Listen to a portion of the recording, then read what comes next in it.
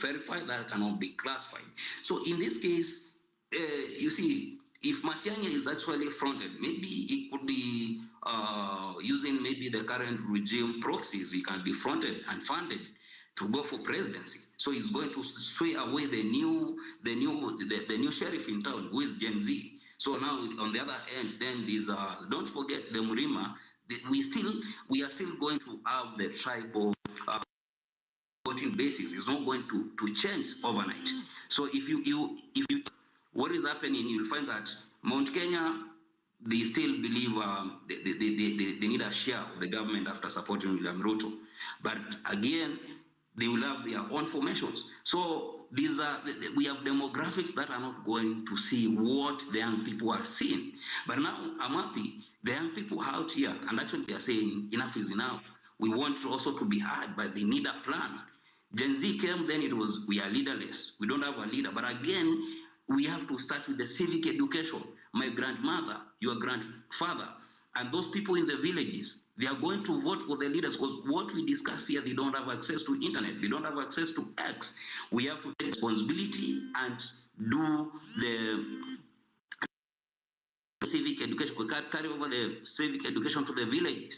We have to talk to those people in the villages, explain to them why good leadership is important today. So at the end of the day, there are very many things that are not in place.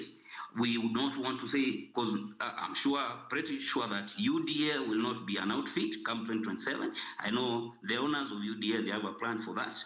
But there are things that are critical at this moment. When the new regime took over, the economy of the country, while it was on a trajectory of not being actually good as far as cost of living is concerned, then there are a lot of things that are not working. While actually Ruto was able to inherit that, at some point people actually feel that he should have actually maintained the status quo, but he already had his plan. However, if you check the current roads, those people who are within Nairobi, roads are actually in a bad state. Potholes are everywhere. You saw the other day, he was in Kayole. That road, Spine Road, over where he was attending that church service. That road is poor. The other roads we have connecting the estates are over.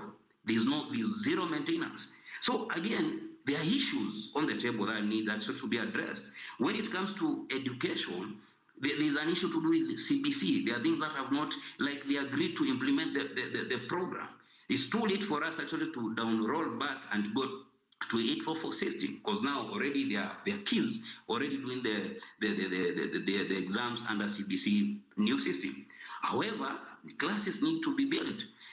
Teachers need to be deployed.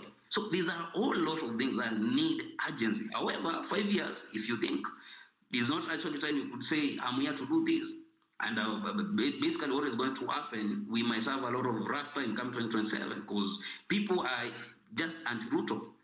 For whatever reasons, he promised too much rather than he could deliver. I doubt whether he's going to do that in the next 3 years, because there are other areas, healthcare.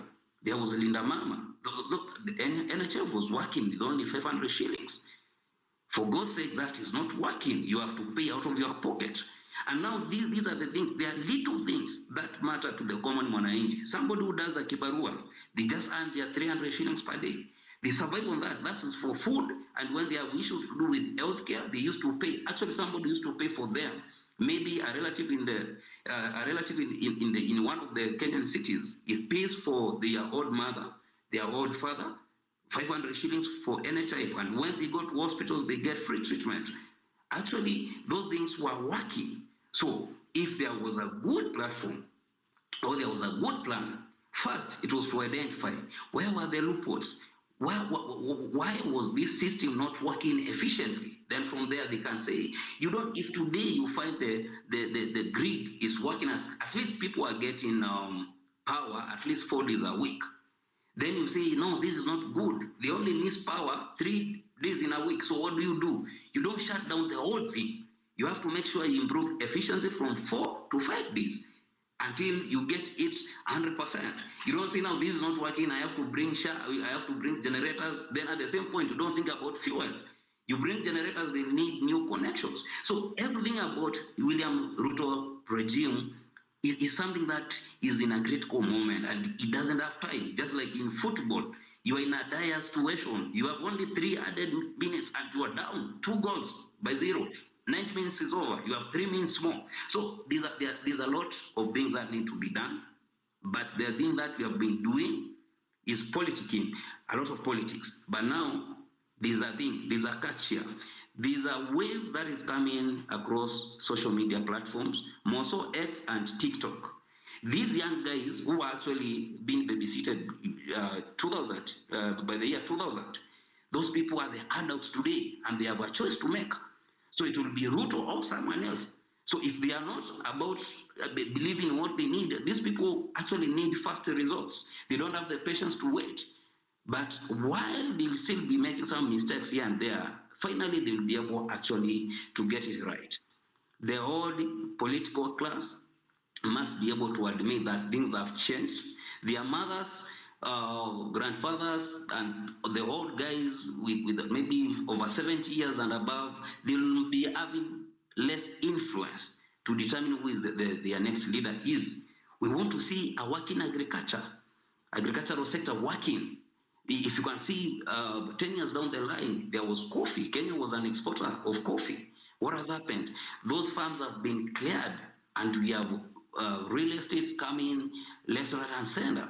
And those people who are investing there, again, they are forgetting that the same product they are offering in real estate, the same thing Kenyans who don't have extra money to spend, they are the ones to pay rent, or they are the ones to own those buildings. So at the end of the day, we are having a lot of resources that are being disposed at a point whereby we don't have anything that is working at the moment. Economically, Ruto and his team actually they need to get something that is working. For those who have done economics, a bit of it, there is something called demand and supply. That's where economics start. What is it that has demand from our country so that we can export? Because at the moment, Kenya is a net importer. We import almost over 70% of everything we consume here. And that's why we cannot be able actually to put the cost of living down. If the rain season that is being expected this year and towards part of next year doesn't do well and farmers don't produce enough, then next year we'll be facing famine in our country. So just to wind up, what is going to happen is that we'll not be having enough money to buy food from outside. And then when we always want to get that food from outside, like maize is the staple food of our economy. Ugali, those are that's the basic food for Kenyans. But you are in a sad situation if you find yourself importing maize because it's something that you can produce. We are asking questions. What happened to Galana Kulalu project that could actually feed even if not everyone in Kenya, but a better section of Kenyans? So these are the things that the government should be able to look. When it comes to 2027, maybe unless they do voter suppression, I'm sure the government is going to get a really hard time actually trying to defend themselves. And then we start going the same cycle. We don't want to go that route. The same cycle of 2007 where people... 1 minute. Yeah, there were a lot of issues to do with insecurity. People were killed and all that. But we don't want to go that way. Either way, people should be able also to plan. Those who are trying to go to the villages, let's educate our parents, our grandparents, and our peers in the village. Explain to them how the social is at, how leadership is going to help us. I think with that, thanks for this opportunity. We continue to listen to the other people to submit. Asante sana Alex. I want to hear from the one and only huyu Zach, tulikupatia mic ukapotea, alafu wakuja kukaa tin. Sijui nani anawatuma kukaa tin katikati ya kazi. You're not supposed to open the mic. I'm the timekeeper. Sawa? Yes. Talk to us. Let me finish, huh? People, let me finish. They must get we should correct him. No, you know, when he was speaking, nilikuwa na feel like, hey bro, are we not seeing what is happening? Let's come to a reality hapa. If we don't make the right choice, we are going to cry. Remember mali tumefika saizi, if we don't now sit back as a community, because now we don't want to look about tribalism, we sit as a community, as a Kenyan community, na tuseme, yes, if it is Matiangi or, because so far tuoni mtu wako ruthless enough mwenye anaweza simama akasema this has to be done. Let me say this, people, and I will take it very short. You see, Matiangi came with some policies. Kumbuka Michuki rules came back. I don't know kama mnasahau hizi. Kuva helmet. By the way, mnaona vile accidents zinafanyika huko nje every day. Because CS mwenye tumeka kwa transport is not doing anything. And we people can see. Barabara ndio hiyo juzi amepitia. Anasema atatengeneza. Tutachukua mpaka lini? We need Matiangi who knows the law, who can follow the law, and who can follow the truth. Regardless of what we are going to do, leo ama kesho, we need to make sure Matiangi needs to come in. He needs to come in regardless of what. Not, by the way, people, I want to say this. Hatuendi kuitafuta ati tunaenda kutafuta because of any chama. Tukitengeneza chama, leave alone easy some other seats. Because people, I think you have seen this thing and first who are here. Kuna time there's a governor who came to, I think it was a governor or an official of a county alikuja kwa nini? Assembly. Na anasema alinunua crate ya soda sijui pesa ngapi. You people, are we still joking? We don't only need reforms in Ruto's government. We need the entire administration from the president, deputy president, speakers, governors, counties. Because looting is even done even in our own counties. Mimi nakwambia nimeka mahali nasikia ati hii tenda imepewa 10 million nyuma imetengenezwa na 10 million unaweza kaa ukacheka. Because maybe if I give you 1 million you can build a very good house for your mom. But sasa hii yetu ya 10 million na ni choo. Seriously, I can't give you an example. Go to Kisumu Day, a house was built with 20 million. So, yeah, 20 million people. You people, do you know we need to sit down as a nation? Tuanze kureconcile, tuanze kusema, okay, kuna policies, this thing we used to say, tunataka tutoe hizi positions mingi. Tell me what a governor, a women rep, and a senator are doing in the same county.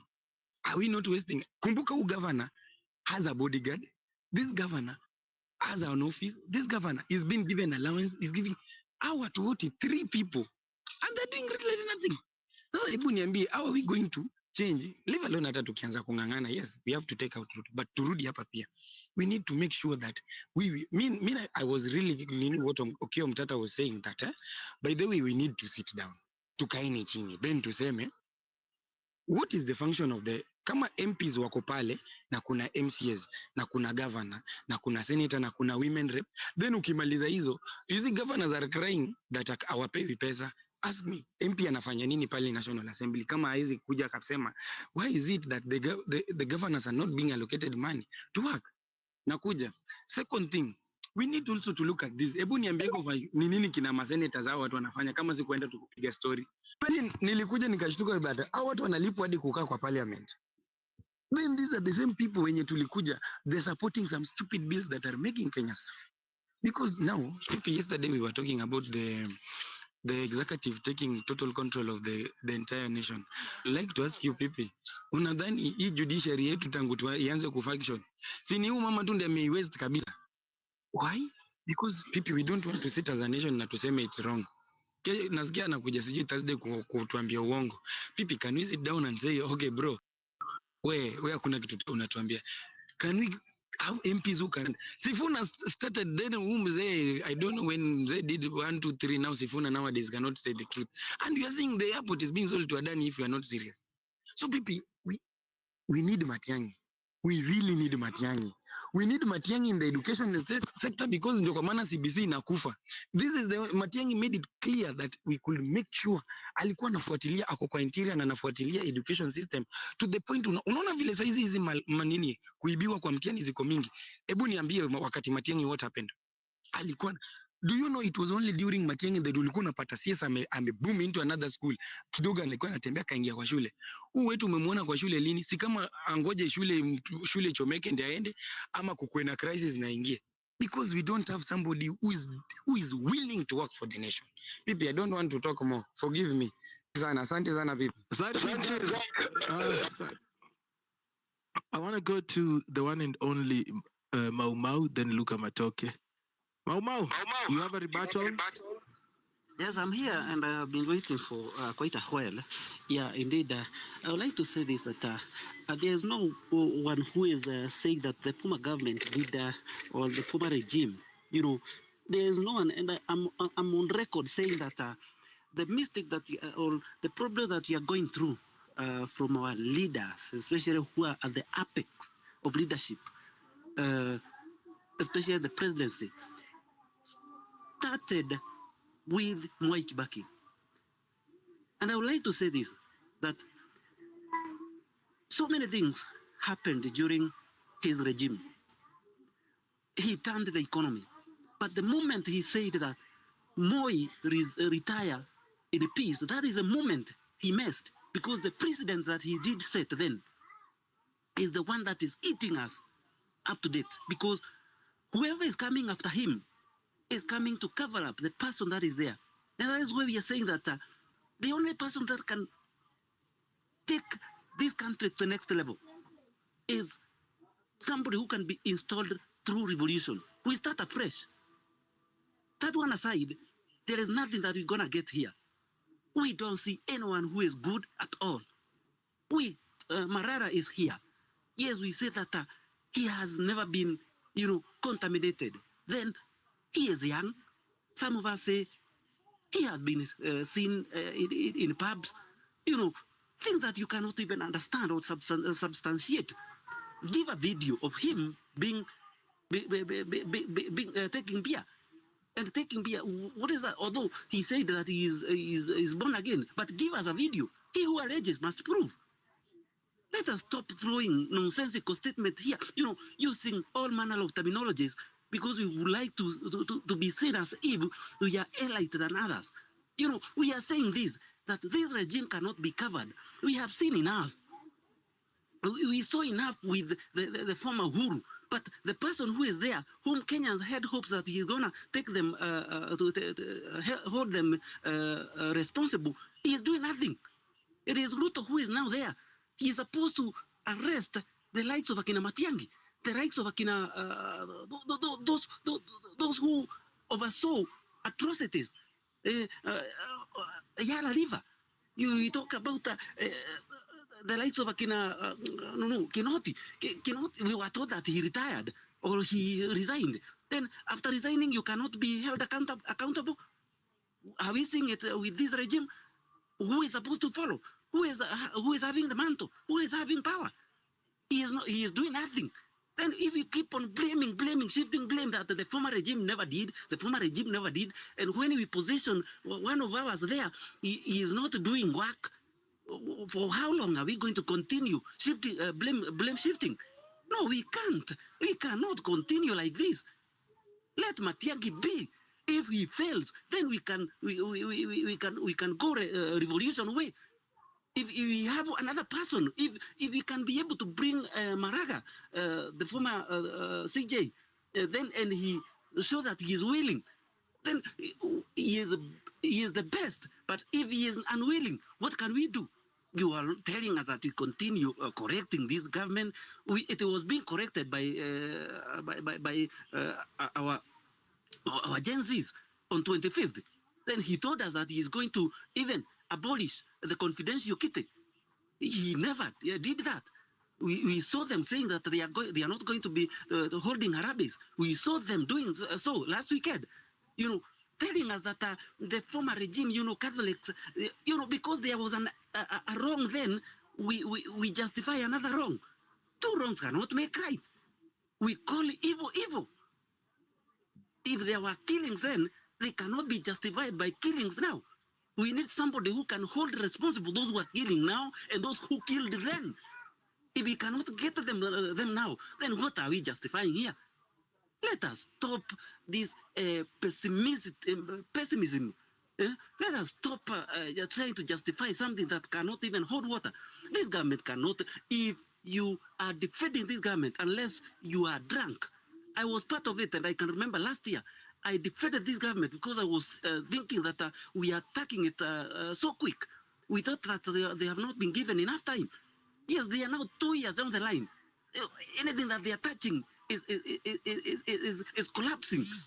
There is nobody who is siding with the Rigathi. I cannot side with him, and I cannot side with Uhuru. I'm not siding with anyone. The only thing that I want is service delivery. And this government has proven that it is lies after lies. Tell me a single thing.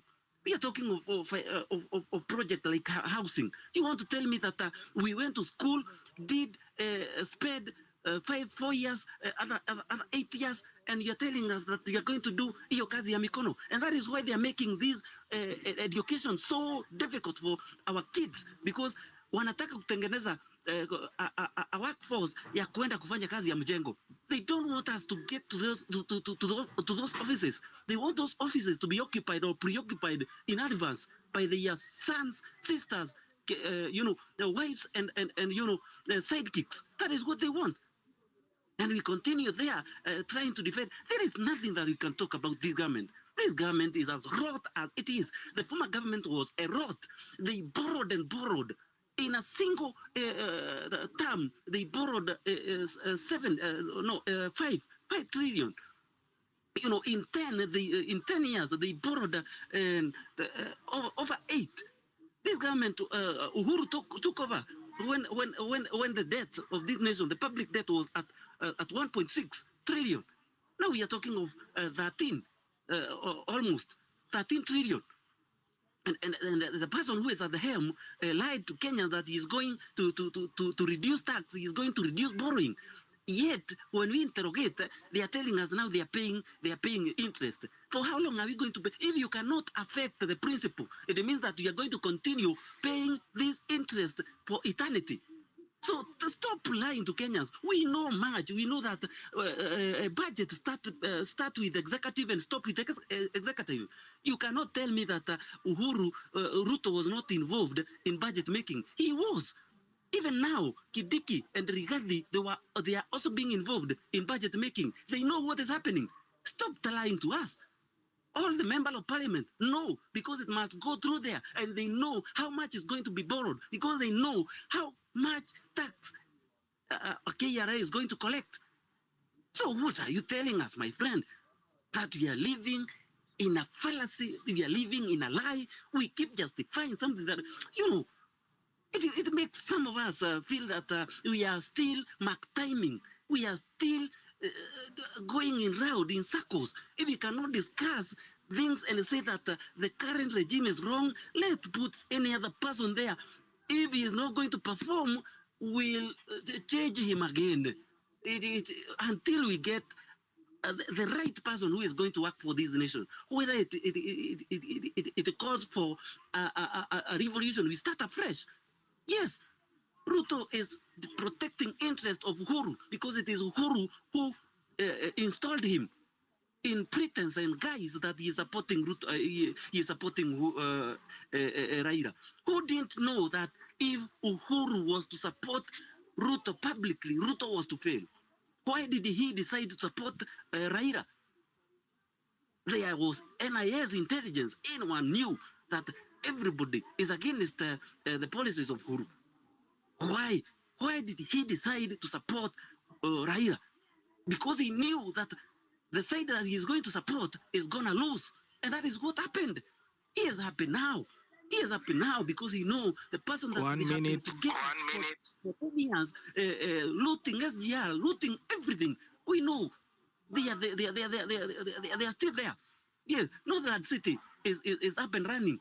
We can see that the likes of Akina, I don't know whichever cities that were started by the former regimes of Kibaki, they are still hanging out there. Yet he is running quick, fast. Yes, who are these investors who are doing that good work? Yet the one that is supposed to benefit public is not doing so. Let us stop these hanging on one of ours. Yes, ati huyu ni mtu wetu. Mtu wetu namna gani? Ananisaidia na nini? As we speak in Mount Kenya, we have so many CSs. Who are they gaining? Who are they helping? They are only helping their families. They are not bringing, as we speak, coffee is not, coffee farmers are crying.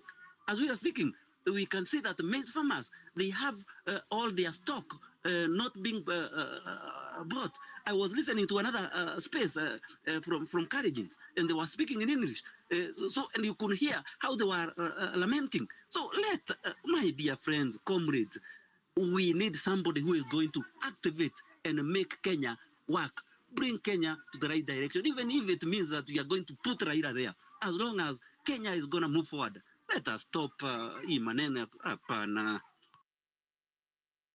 Thank you, Mau Mau, for that. Mau Mau is worked up. Look at my talking. Excuse me. Hello. Jambo sana mzee. Uko poa? Mi niko poa, and I hope everyone here Let's is keep these fine. submissions under 5 minutes. Okay, thank you.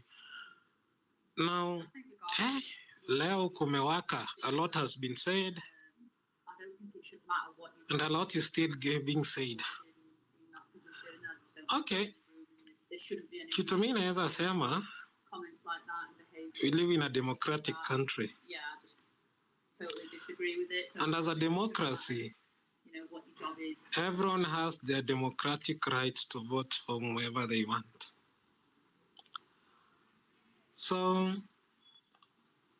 I'm saying this because my father fully supports William Ruto. And I am always against William Ruto.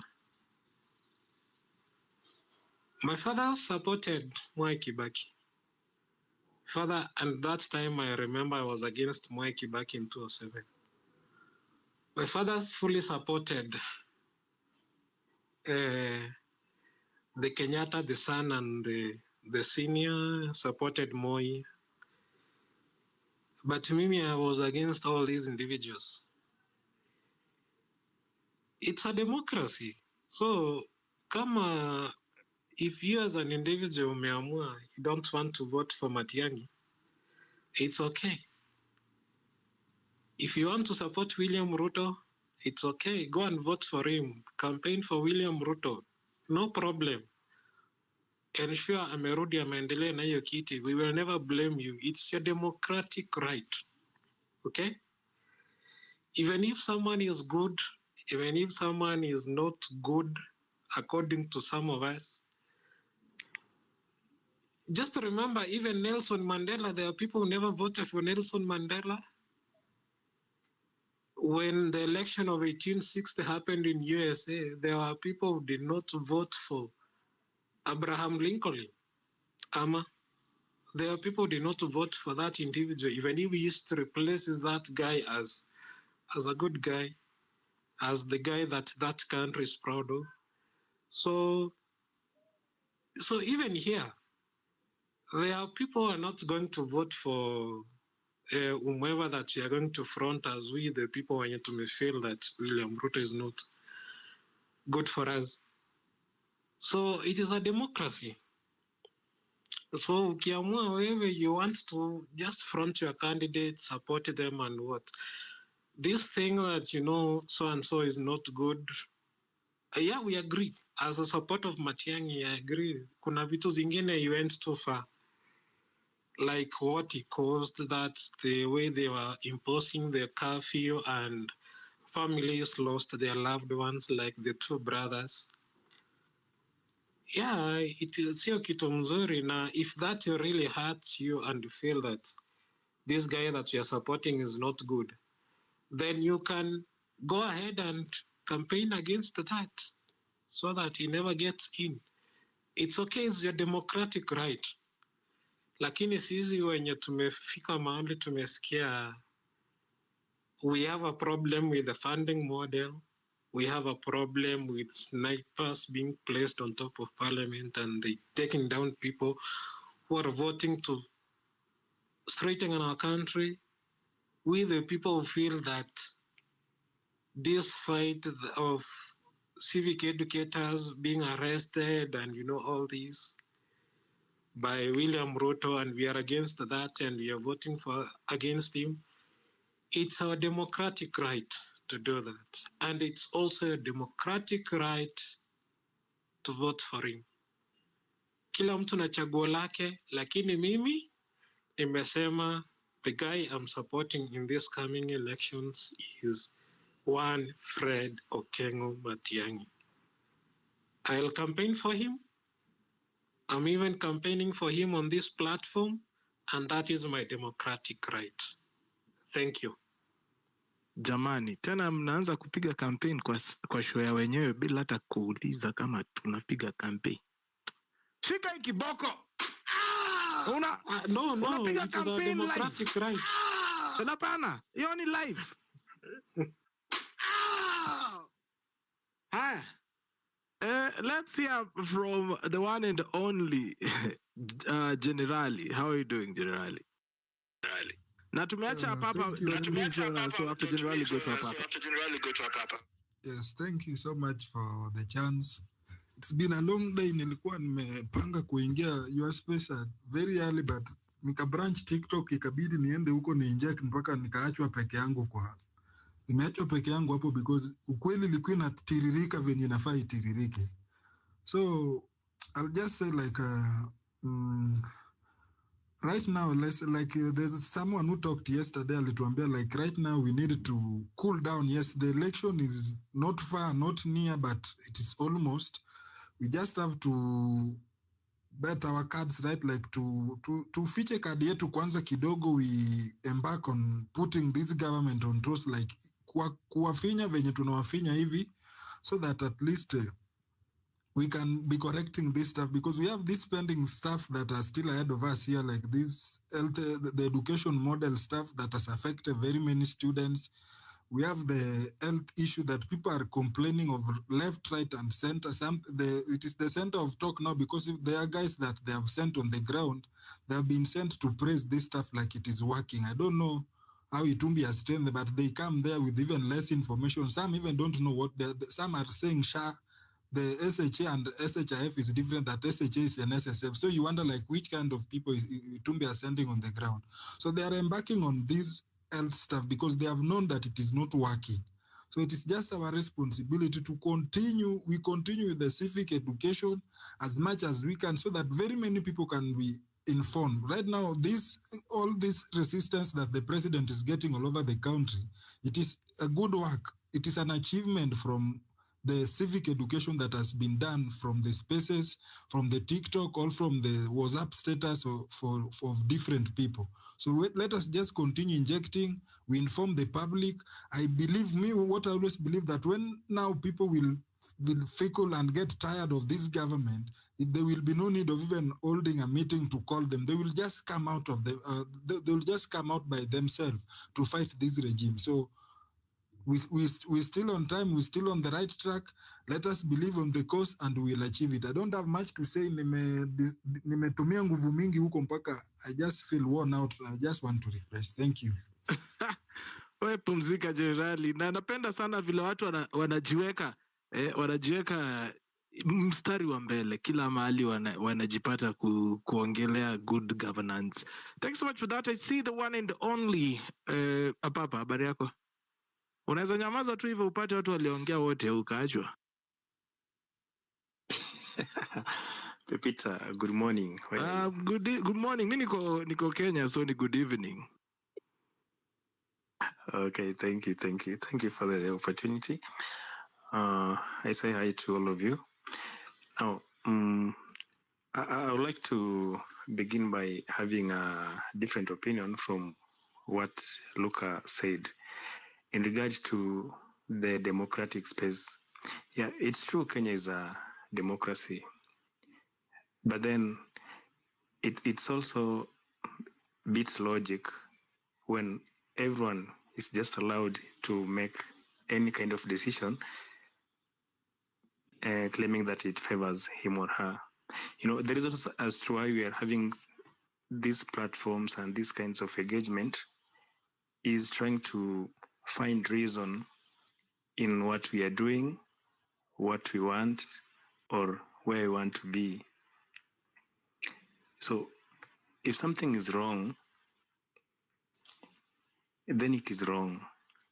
Hatuwezi sema kwamba okay, I'm at liberty to do whatever I want, whether it is wrong or right, because you're in a democracy. I don't think that is helping anyone, and it won't help Kenya as a country. We just need to have good reason in whatever we are doing. Now, back to a few topics that have been highlighted by the previous speakers. Yeah, in regards to Matiangi as a person, guys, I believe some of the reasons why we are failing greatly is because we either forget too fast, or we are sympathizers, and in that cause pathetic sympathizers. How can we just forget what Matiangi has done to this country in a few years earlier? And these are the same sympathy we gave Ruto, and here he is. We are all over crying about him. You know, once we can track the record of someone and we found such grievous mistakes, we can't allow such person to be any near office of high position. Personally, I'm very much against Matiangi because of what he has done to Kenyans while he was serving as a minister. Yeah, we can talk about education for what he did, but then I want to mark him correctly when he was that high position in the Ministry of Interior. Because even in the education docket, he was bullying people all over. The same thing he did in the Office of Interior. That one is aside. I want to repeat what Momo said. Anyone sympathizing or talking anything good about must go. That person must be sick. I agree. We are not perfect. We cannot do everything to perfection. And also there is some degree of errors or wrongdoing that everyone is supposed to make. That one is normal from the human being perspective. But now, it has never been a time when Kenyans were crying about a president like we are doing now. We have never seen a lying president like must go. We have never seen a thief in the position of a president like must go. We have never seen a murderer in that position like must go. So why should we continue begging him? Why should we continue sympathizing with him? He's collecting taxes. Anapeleka wapi? We can't see anything good from what he's collecting from us. And then we are here, we want to mark his record in regard to what other previous regimes have done. Two wrongs will never make right. We agree that we have made enough mistakes and it is the right time to correct those mistakes. We must correct them. Let us agree that be it bishops, pastors, and everyone else has made enough mistakes. It's a time to correct the mistakes. We must take Kenya where it has to be, where it must be. And I also concur with this point that probably it requires a revolution to bring a good leader. Imambo ya ballot, maybe we still have a long way to go. That if we can have a revolution, then we can get a good leader who can steer Kenya to the greater heights. Thank you guys and good evening. Lakini mnakuanga very interesting. Last week mlikuwa mnatuambia Morara is the person to be, yeah? Guys are speaking on spaces kidogo mlie. And if we went against you, you would call us government sellouts. Watu wakiambiwa watoe documents, government sellouts. Nyinyi ndio mmetumwa na bloggers. Why? Na nyinyi mnakuanga wakali. So anyway, now tuko kwa Dr. Frederick Matiangi Okengo. How many months before we move again to another presidential candidate? But let us continue basking in this sun of the incoming president. Na mimi niliwaambia kitu moja sijaipenda na Wakenya, tunapenda delegation. You know? Tuna hope your savior mentality, yeah? We are hoping that Matiangi will imprison William Ruto, he's deputy president for 10 years. Oh God of Nebuchadnezzar. He killed, he was there when they killed Baby Pendo, but no, let us not look at that. No, not now. Huyo ni mtu wa Mungu. Na mmeanza kuwa na hiyo tabia ya the Morarans. Walikuwa wanafanya hiyo ya amtaki aulizwe maswali. So this guy comes and he says it's actually psyops. Mmekiwa hapo hivi that probably this guy is going to run. And you guys, because tunapenda kuongea na unajua, of course mimi niaiko Nairobi na hii talk show, so of course I'm just going to let you speak.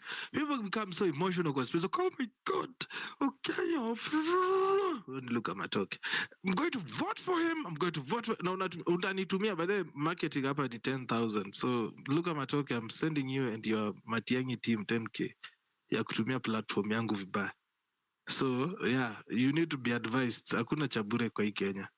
So yote 9-10 ni kwamba tafadhali, hata kama tunajaribu kutafuta a solution to our leaders, let us not be this desperate that we are willing to forgive historic sins and then we are there telling people, you know, if we did it, then we did it, then we kama mnanipata. So please let us be also reasonable as we are speaking, and as we are looking for a replacement, let us not replace because of ruthlessness. If you want ruthless, situendelee tu na must go, because I feel like anafanya kazi safi sana hapo kwa hiyo ruthlessness. So kama mnataka ruthless, wacha tu tuendelee na huyu, because sasa unaona vile yule jamaa anakuanga mkali. So kama ni ruthless, wacha tu tukae na huyu ruthless wetu hapa, because naona nyinyi ndo mnataka mtu ruthless. Mnasahau huyo mtu ruthless ndio alizima radio. Sasa imagine sisi wa spaces tutafanywa nini? Anyway, guy, poleni. We are Nairobi comrade, how are you doing?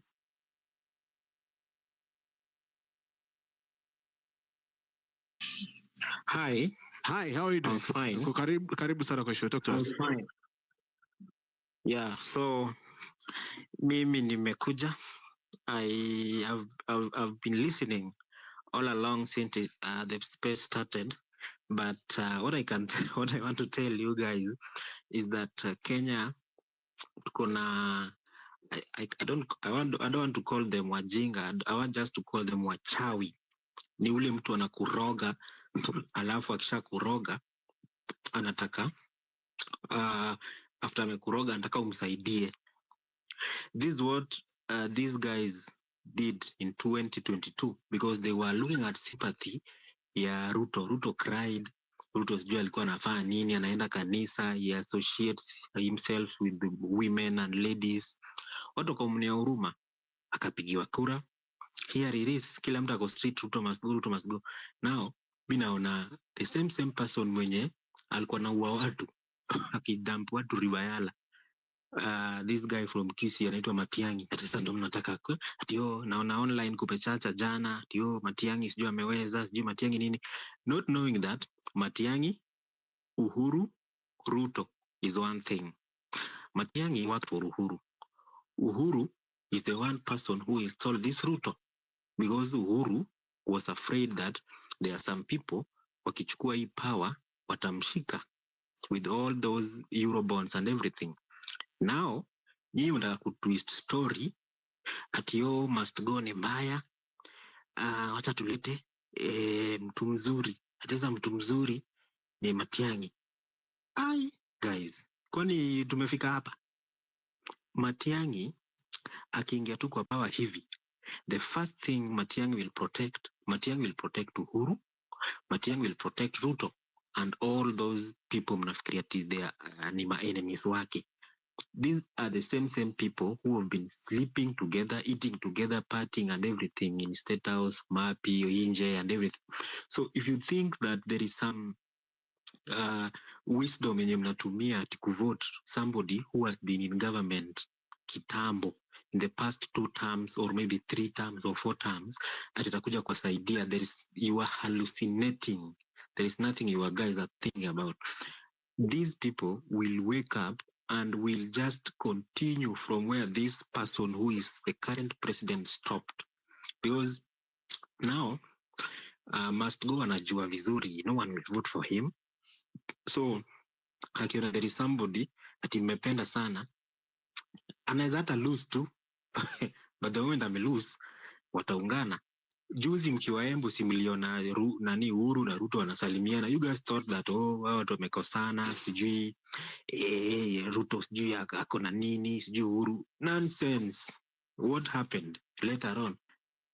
Immediately Ruto was sworn in, the first person alipewa kiti ni nani? Ni Uhuru.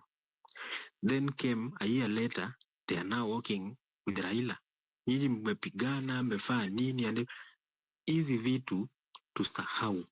Currently, let us look for somebody who can transform this country.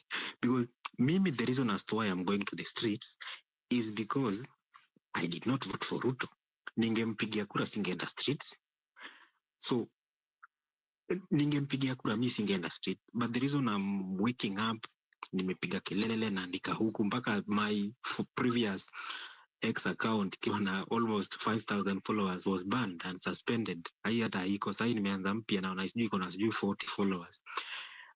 Because I did not vote for him.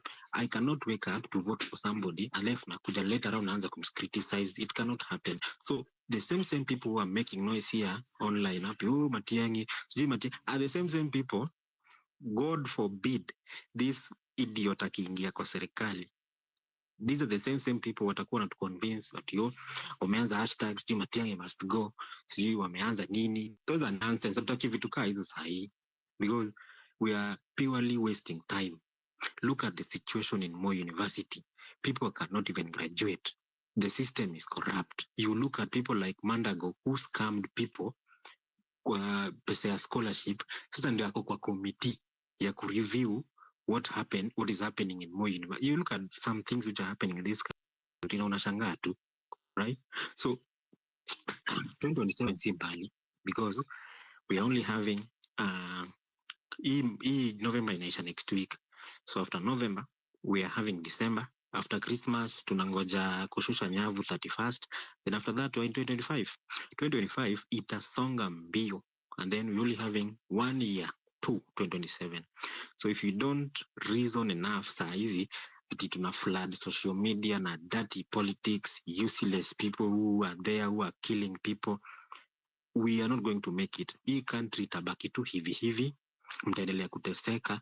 Vaccines will be there which are killing people. Sijui unasikia cows are supposed to be vaccinated, mara sijui education model, sijui education funding model sijui itakuwa nini, and so many shits because these guys they have enjoyed and they know what is happening. So hawataki sisi to grow, wanataka tu tuzidi tukae hivi ndio nini ifanyike, tuendelee kuteseka au wakikuwa wanaenjoy. So what I would tell you guys, there is no sympathy because the moment you are continuing to sympathize somebody, akiingia tu hivi ashike, you guys are dead. Because no one knew that Ruto atakuwa hivi. Because sahi naona kuna some stupid people pia wanahurumia Gachagua, ati so sijui Gachagua was supposed to be impeached. Mimi hata nataka kuimpeach kabisa ndio hata asionekane kwa public, but I'm worried bado anaonekana kwa public anatembea and everything. So sympathy is what is killing us. Tuachane na sympathy. Hao watu walikuwa siasa from 19 something, these people should go and rest. Sijui wanatafuta nini, and I don't know, I just don't know what we can do, but we need new leaders because leaders are available who can work, leaders are available who cannot be compromised. Watu wanasema Matiangi ni mzuri, but Matiangi was compromised. Wachana hiyo story ya NEC, labda hata walienda huko chini ya maji wakajua Kenya wamefanya, and then later on results are out, tunasema Matiangi is overworking what? To please the media. There is nothing like overworking, because if he is overworking, The first person who was supposed to be arrested was the DCI during Matiangi's era. DCI, George Kinoti alikuwa anatembea tu. Nurdin Haji akakuja na some fake cases. Oh, sijui Gachagua ashikwe, sijui nani. After all, all those cases ziliachiliwa and everybody went home free. So let us stop this kind of sympathy we are giving to politicians, because these politicians, they are not our fathers, they are not our sisters, they are not our brothers. The only thing we can do with them is that if we have a steady, good leadership in this country, all these people are supposed to be arrested and jailed, because the moment you start arresting these people, hiyo pesa yote wamekuwa kiiba tutarecover. Right now, look at Tanzania and Uganda, a very minute countries ziko hapa nje. Wanaenda AFCON 2027 na Kenya, the CS kazi yake ni kufikiria kuuza airport na kufikiria kutembea na ndege akitoa meno. Hiyo tu. There is nothing he's thinking 1 about. minute. Oh, so wacha tu nimalizie hapo, but I'm still mad. Asikia ni part.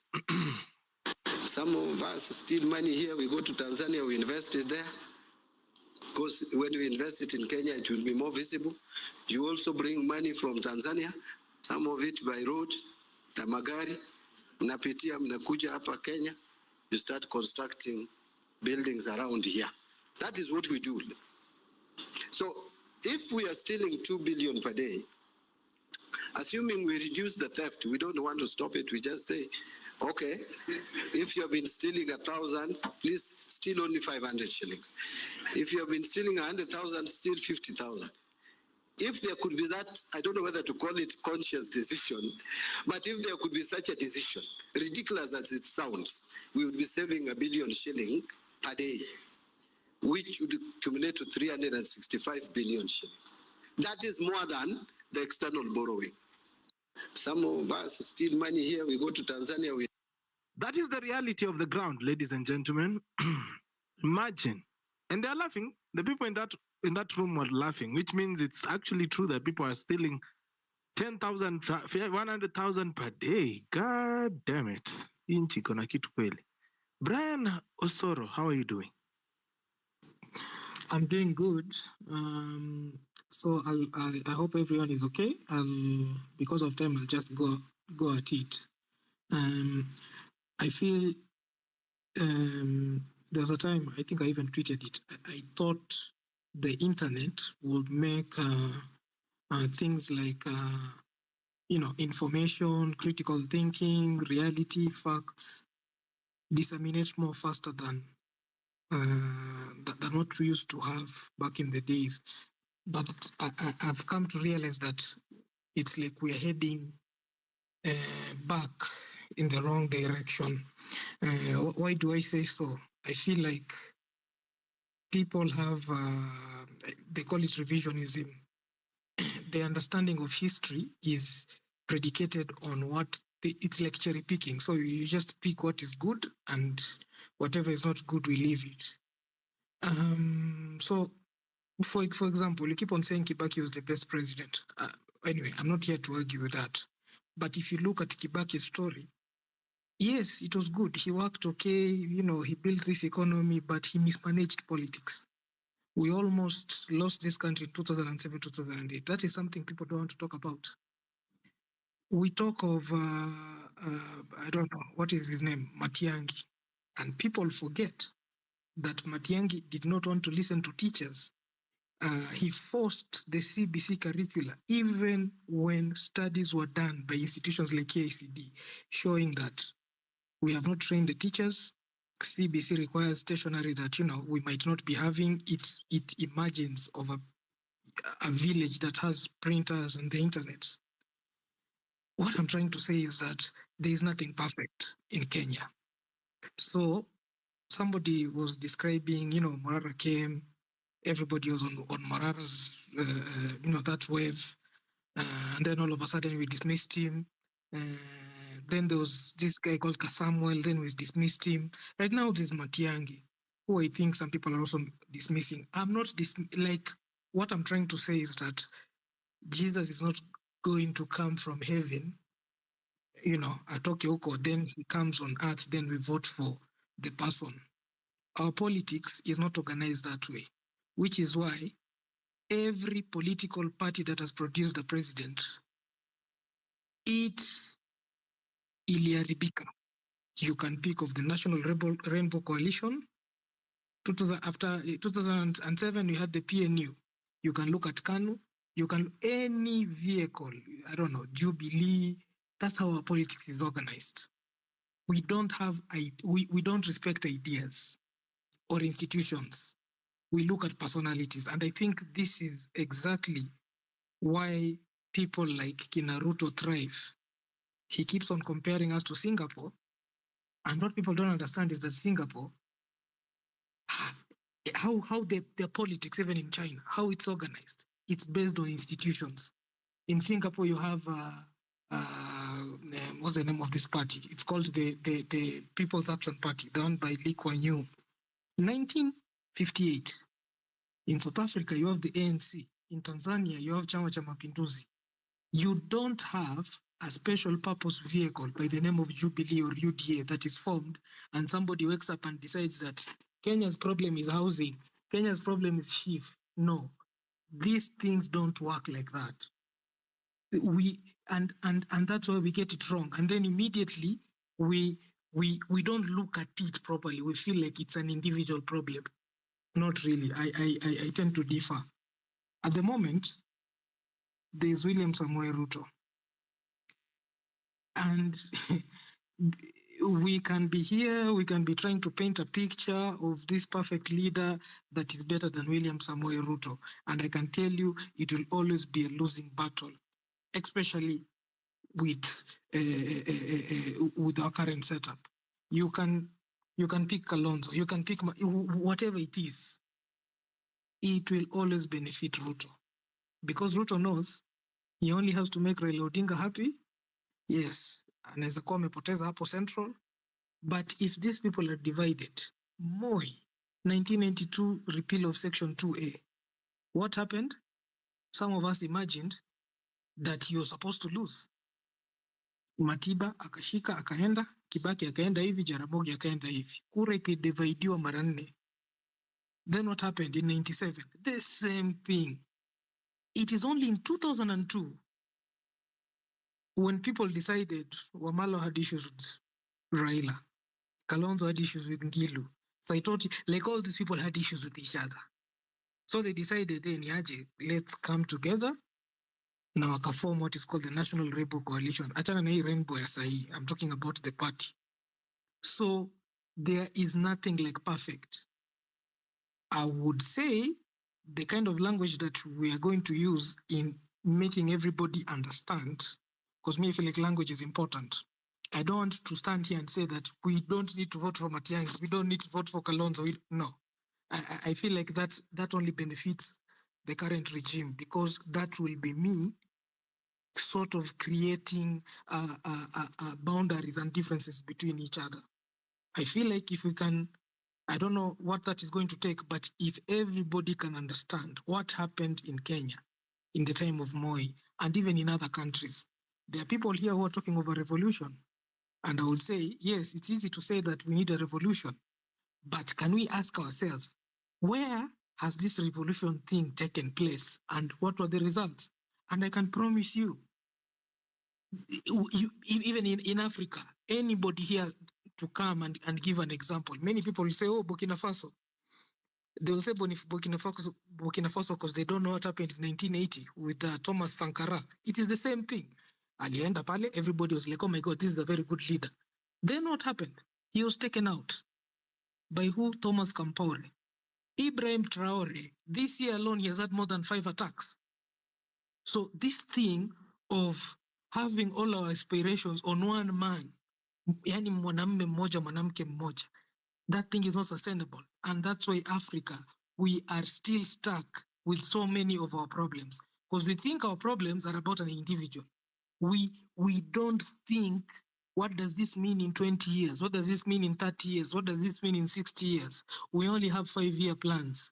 And we are here talking about, 2 billion shillings is being stolen every day. Ask yourself, hii pesa, are they using cash? The Exchequer does not use cash. They do bank transfers. If Chief was supposed to solve the malaise of NHIF, we are told that NHIF what will go on naiba. Ask yourself, NHIF would pay hospitals using a bank transfer. A bank transfer means that these are records, and these records can be pinpointed to an individual. If any politician is serious about beating this big animal we call corruption, and I dare say this, there is no politician who's going to beat corruption. No one in our current setup. And we will be here over legislating, putting laws, saying, oh, we are going to introduce this new thing, oh, systems don't beat corruption. I happen to be from that background of software development. We don't. We can model technical things. We will never model the human condition. Those are things that you can't do. And of course, some people here are going to say, oh, there's AI, there's biometrics, there's Nini. Safaricom loses how much? I remember I saw the value. Around $1 billion, or was it 1.5 billion on crime? The other day, Leona, Vijana, that group of Nini who stole 500 million. So my point is this. Democracy is a process. We need to trust the process. We just need to improve in how we communicate and how we look at Kenya. I'm not so big in individuals. I'm big in institutions. So if we can be able, maybe right now, if the rallying call can be, yes, I know you like Matiangi, I know you like Alonso, I know you like Morara. Can we come here? We sit down and we build something. And this thing is not predicated on an individual. You can even look at South Africa, Julius Malema. Right now, everybody is leaving the EFF because he built something so good, but because he was the individual, he wants to control everything. Everybody is leaving him. So I don't know. I feel like there is so much to say. And of course, because this is a space and everybody has to talk, but I feel like those of us who can be able to communicate effectively and let people understand that hakuna Yesu. Yes, if you want to help, if you want to help ourselves, we need to help us. So, asanteni sana. Asante sana kwa hiyo submission, Brian. Of course, I see we have Western Amino Mkono Juu. I'm going to go to Felix, then West 10. And then we are actually at 8:13 East African time. Thank you so much for tuning in. We run here up until 9 p.m. Remember, on that Jumbotron, there is a tweet I put out that tomorrow we will be having a panel of doctors in collaboration with Masinde Muliro University Students Antimicrobial Stewardship Chapter. We will be having a conversation on understanding antimicrobial resistance. So that conversation in particular, make sure you retweet it as I'm telling you what it's about. That conversation in particular is on how we create resistance through underdosage, overdosage of drugs, and much, much more. On the panel, of course, I'll be having 5 doctors, among others, Dr. Mbiti Modi, Dr. Sharon Oginda, Dr. Ismail Luta, Dr. Reno Omoro, and Dr. Machete Collins. They'll be sitting with us, answering our questions. And of course, tune in. It will be tomorrow from 7 p.m. all the way to 9 p.m. So make sure you tune in to that very important conversation. Of course, you should also search at HRWP on YouTube to see our latest YouTube videos.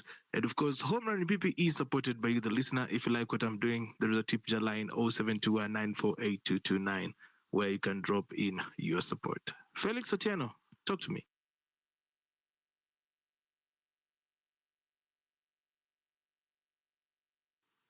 Fellow, are you there? All right, Weston. Thanks, Pepita. I couldn't agree with Brian any better. But one thing is clear, Pepita, I will not rehash what I said because those who listened to me got me. Because I'm aware that no matter how well you explain yourself, someone will misunderstand you. And especially if you've got a preconceived mindset, you don't listen to the other person. You're just waiting for them to finish speaking and then you pick up. You don't listen. Nowhere did I pant for William Ruto. Nowhere did I do it. But because I'm saying things that are at variance with your political views, and you're so much passionate about your political views, you are impervious to logic. It follows naturally. So you act like a village fortune teller. What they do is that they predict something, and then they work towards realizing it. A self-fulfilling prophecy, that kind of thing. Tomorrow you're going to find an egg outside of your door. It comes at night and it places an egg outside your door. Did you find it? It's difficult, honestly, to have a conversation when you have that kind of a mindset. The point I'm making is that the country did not go to the dogs beginning 2022. That's the point I'm making.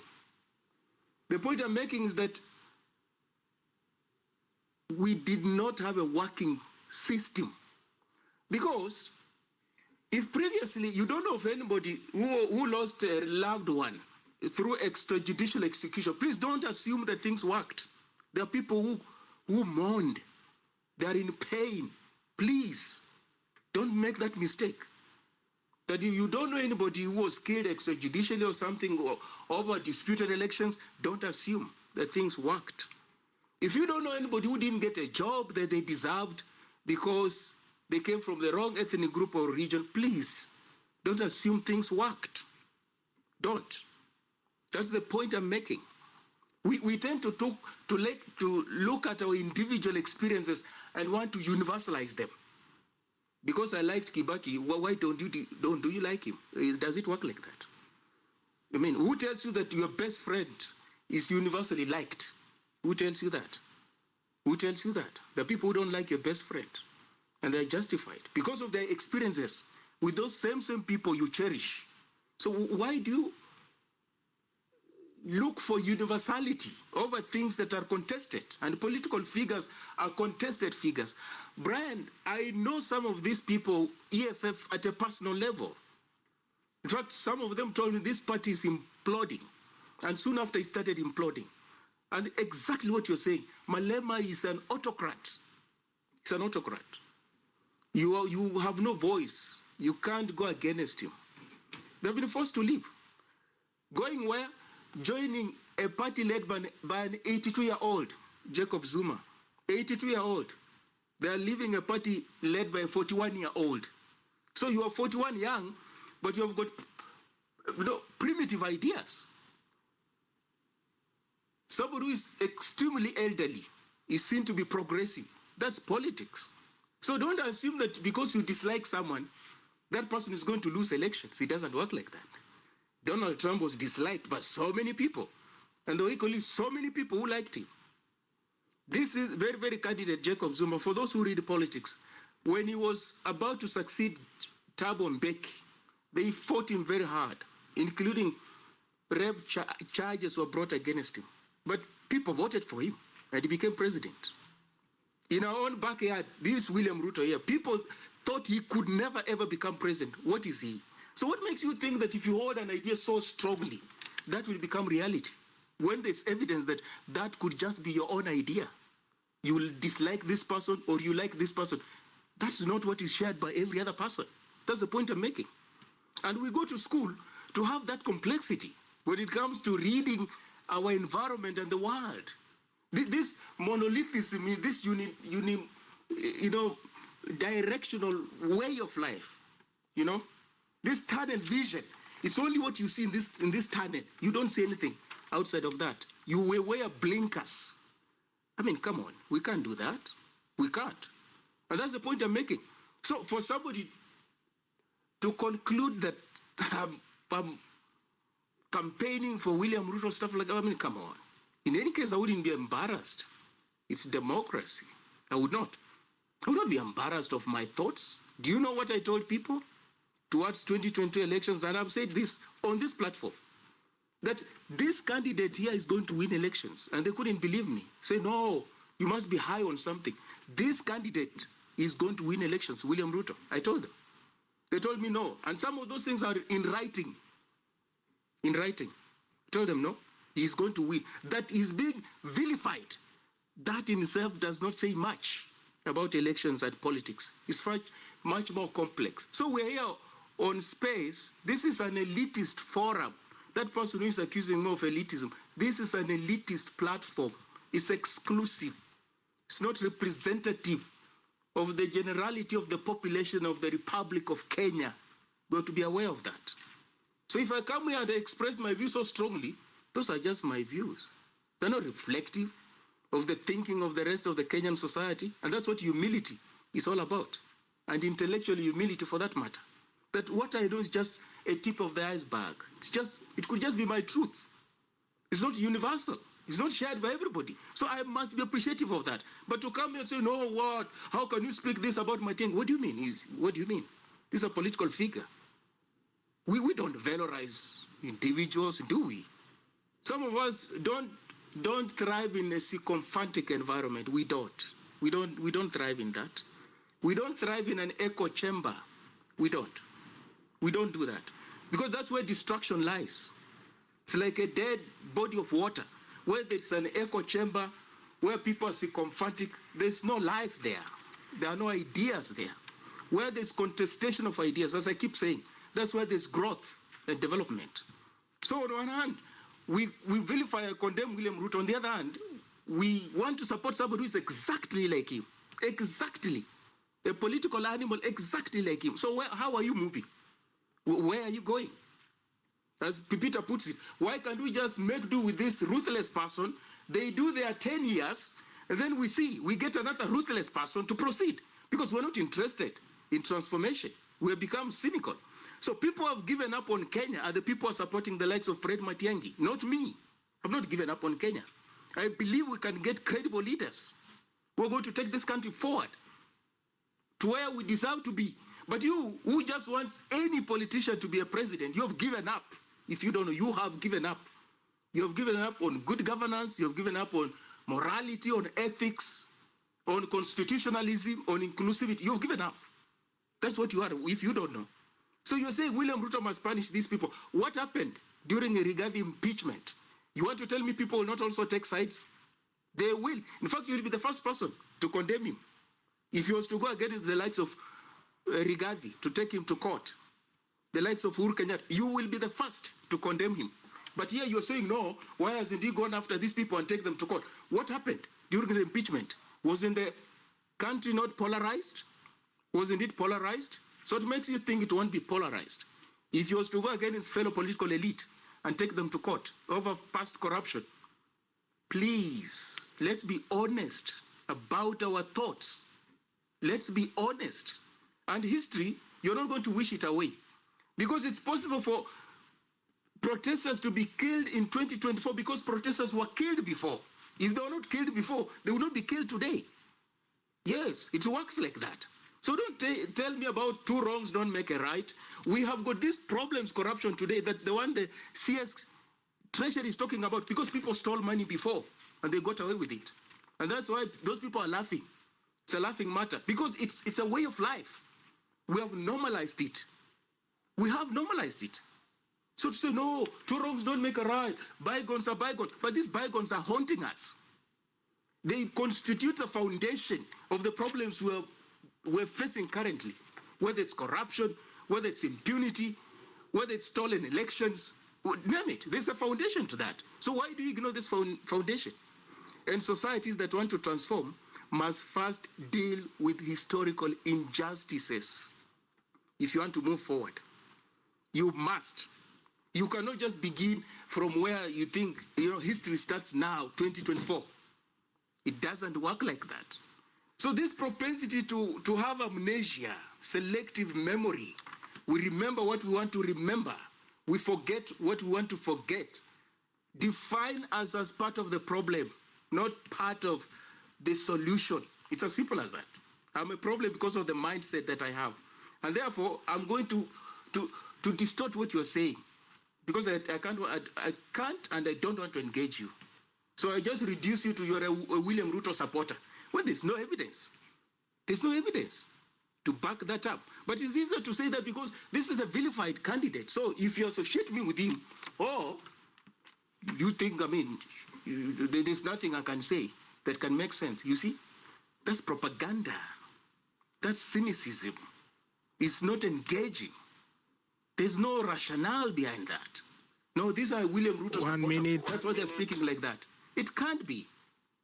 So it's imperative that we live and let live. There's something to take out of humility. There's something to take out of knowing that you have got some deficiencies. The other person has got something that you can learn from. That your view is not their view.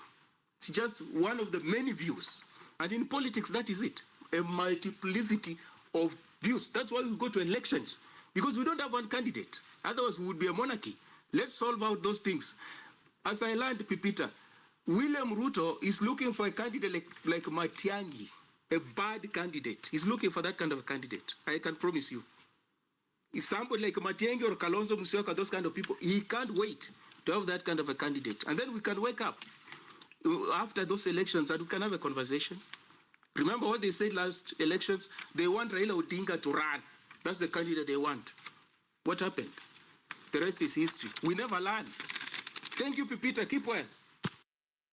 Thank you for that, Western Shilaho. I see Felix Mkono iko juu, but I want to go to kina Japuonji wenye wametujoin hapa hivi ndani, Geodesic and Boss. How are you doing, Japuonji?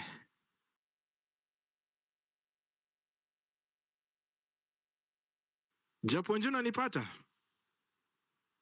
All right. Boss, how are you doing? Niaje pipi? Poa sana. Karibu kwenye show. Unanipata fiti? Yeah, loud and clear. Thank you. Sasa, Jana I was here when you're talking about Matiangi, and I just listened. Today I'm back talking about is it too early to politics? Yeah? Actually, politics never stops at any point, whether it's 2027, somebody's already planning for 2032 and all that cycle. But I feel generally we've lost our course, and what's happening now is what Ruto wanted, you know? Tuanze kufanya hizi siasa sijui za Matiangi, sijui za Omtata, sijui za Babu Owino. Kenyans still have the power to take their country back, and we can only do that by taking over the parliament. How can we take over the parliament? 2027 election should completely be different. If an MP is planning to come to the ground, apeane hongo, na achaguliwe juu ni mtu wa Ruto, he should not be voted. Let's go for independent candidates.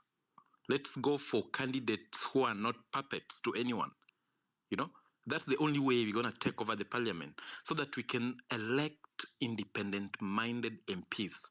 That's the first cause. Hata story ya Ruto mwajane nayo kabisa. Whether he wins or not, or whoever goes there will still behave the same way. So the other day we had Uhuru and everybody was complaining. We have Ruto now, everybody's complaining. What's the weakest link? The legislature, you know? Because it's the MPs that should put pressure. They should oversight. They're not doing it. They're all puppets. Ni kukimbia hapa, mara waimbe Ruto, mara wafuate Raila, mara wengine wako na Kalonzo. Yet these people were voted by the electorate wenye wako huko kwa ground. Hawa ndio wanapitisha sheria ya kupeana pesa. They are the ones who should be overseeing things to do with corruption.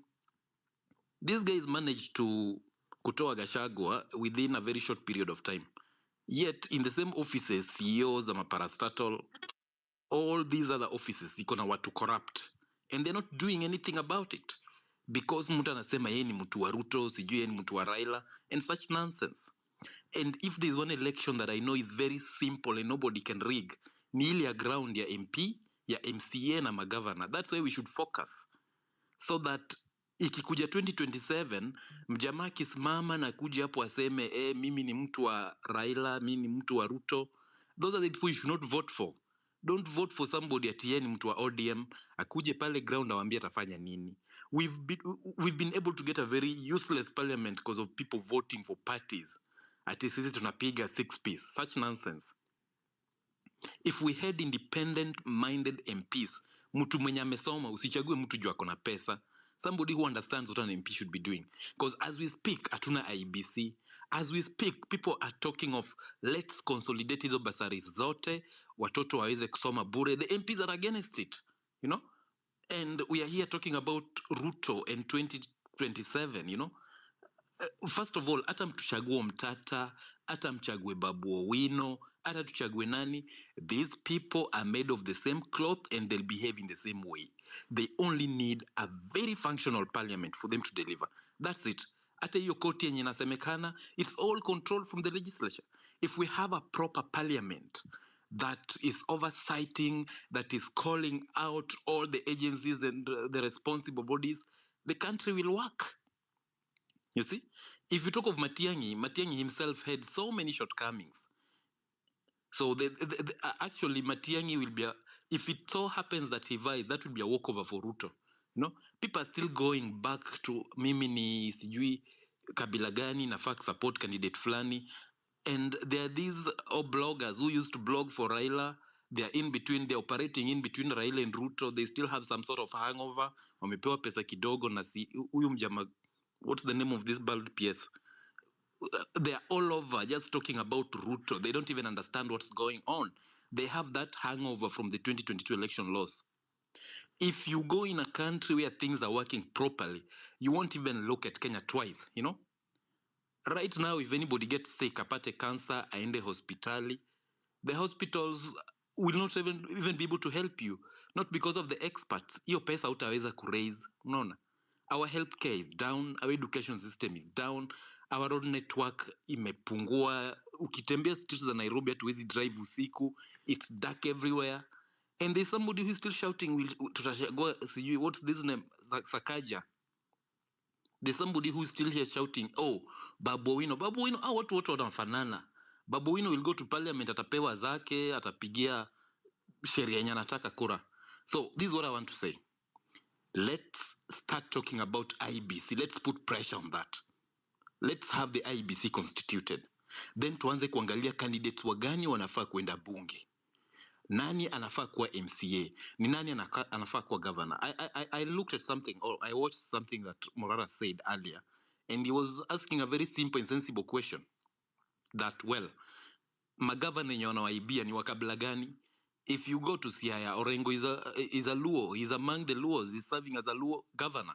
He definitely has a corruption case, and it's being covered by the MCAs. Ukienda Muranga, utapata the same thing. Whether it's Kiambu, Muranga, Coast, you elect somebody from your tribe as your governor.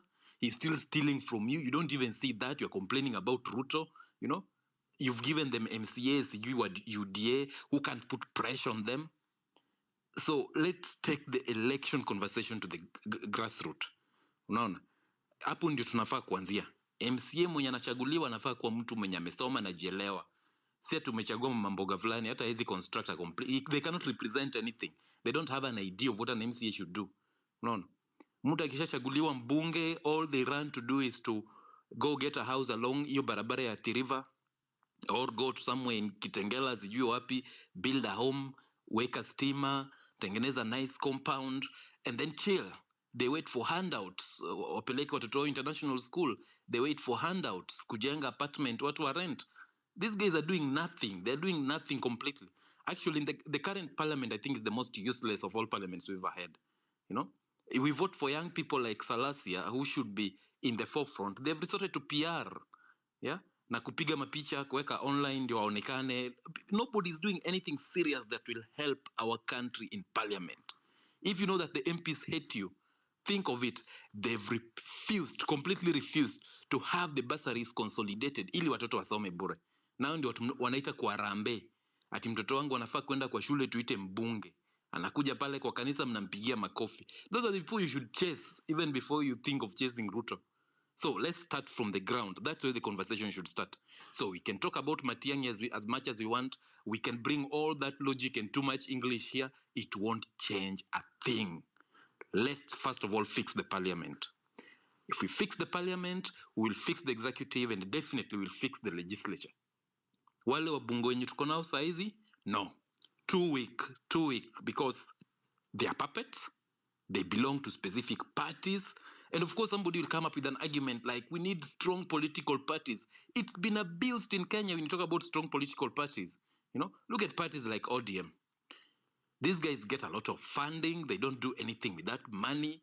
You know, they don't stand for anything. They can cross over to the government when they want. If they're not elected. Look at UDA. They are in power. They don't even question Ruto. It's always about giving these guys like Sudi giving fanatical statements left, right, and center. There's this madman from, what's the name of this guy? There's this madman from Kikuyu. I've forgotten his name. The one who shouts in parliament instead of talking, you know? The guy cannot Ichungwa.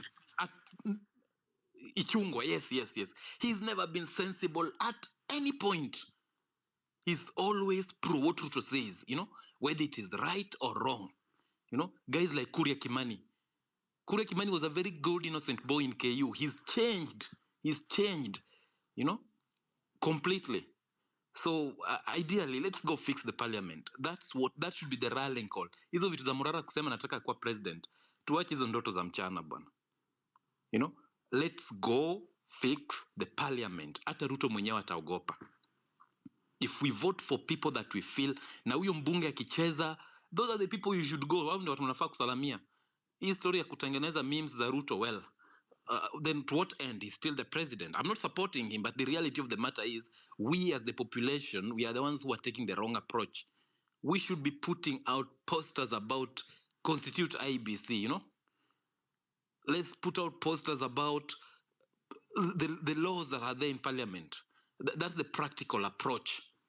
That's the practical. Let's call out the judiciary when they defend wrong laws and do the same to the parliament. Let's call out the police. Let's call out all these institutions, the independent institutions of the government, the office of the auditor general, and all that, you know, instead of making memes of Ruto, putting on caskets of Ruto. It won't change an inch. 2027 will be back on the same spot and mark time. And this is my final shot.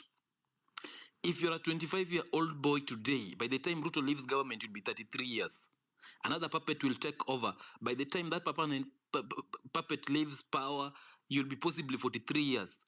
Part of your useful and productive life will be lost completely. Because, one, we've refused to take the long, right path in fixing things, but we've resorted to making memes and making jokes out of them. Thank you. Sasa hata umefanya nimeanza kujiuliza kama ukweli I really need to have those memes. But that is activism by art. Yeah, that is activism by art. You are listening to Home Run with Pippi. Weekdays from 4 p.m. to 9 p.m. As I said, ladies and gentlemen, this is Home Run. Pippi comes to you each and every weekday, as he said. Nataka kuwakumbusha tu kwamba mwingie pale hivi juu kwenye Tip Jam support show yetu. And of course, kuna comrade hapa hivi anasema tumtumie za cabbage. Wekeni tip hapo hivi ni msukumie kitu ya lunch. Aya, 2027 looks like far.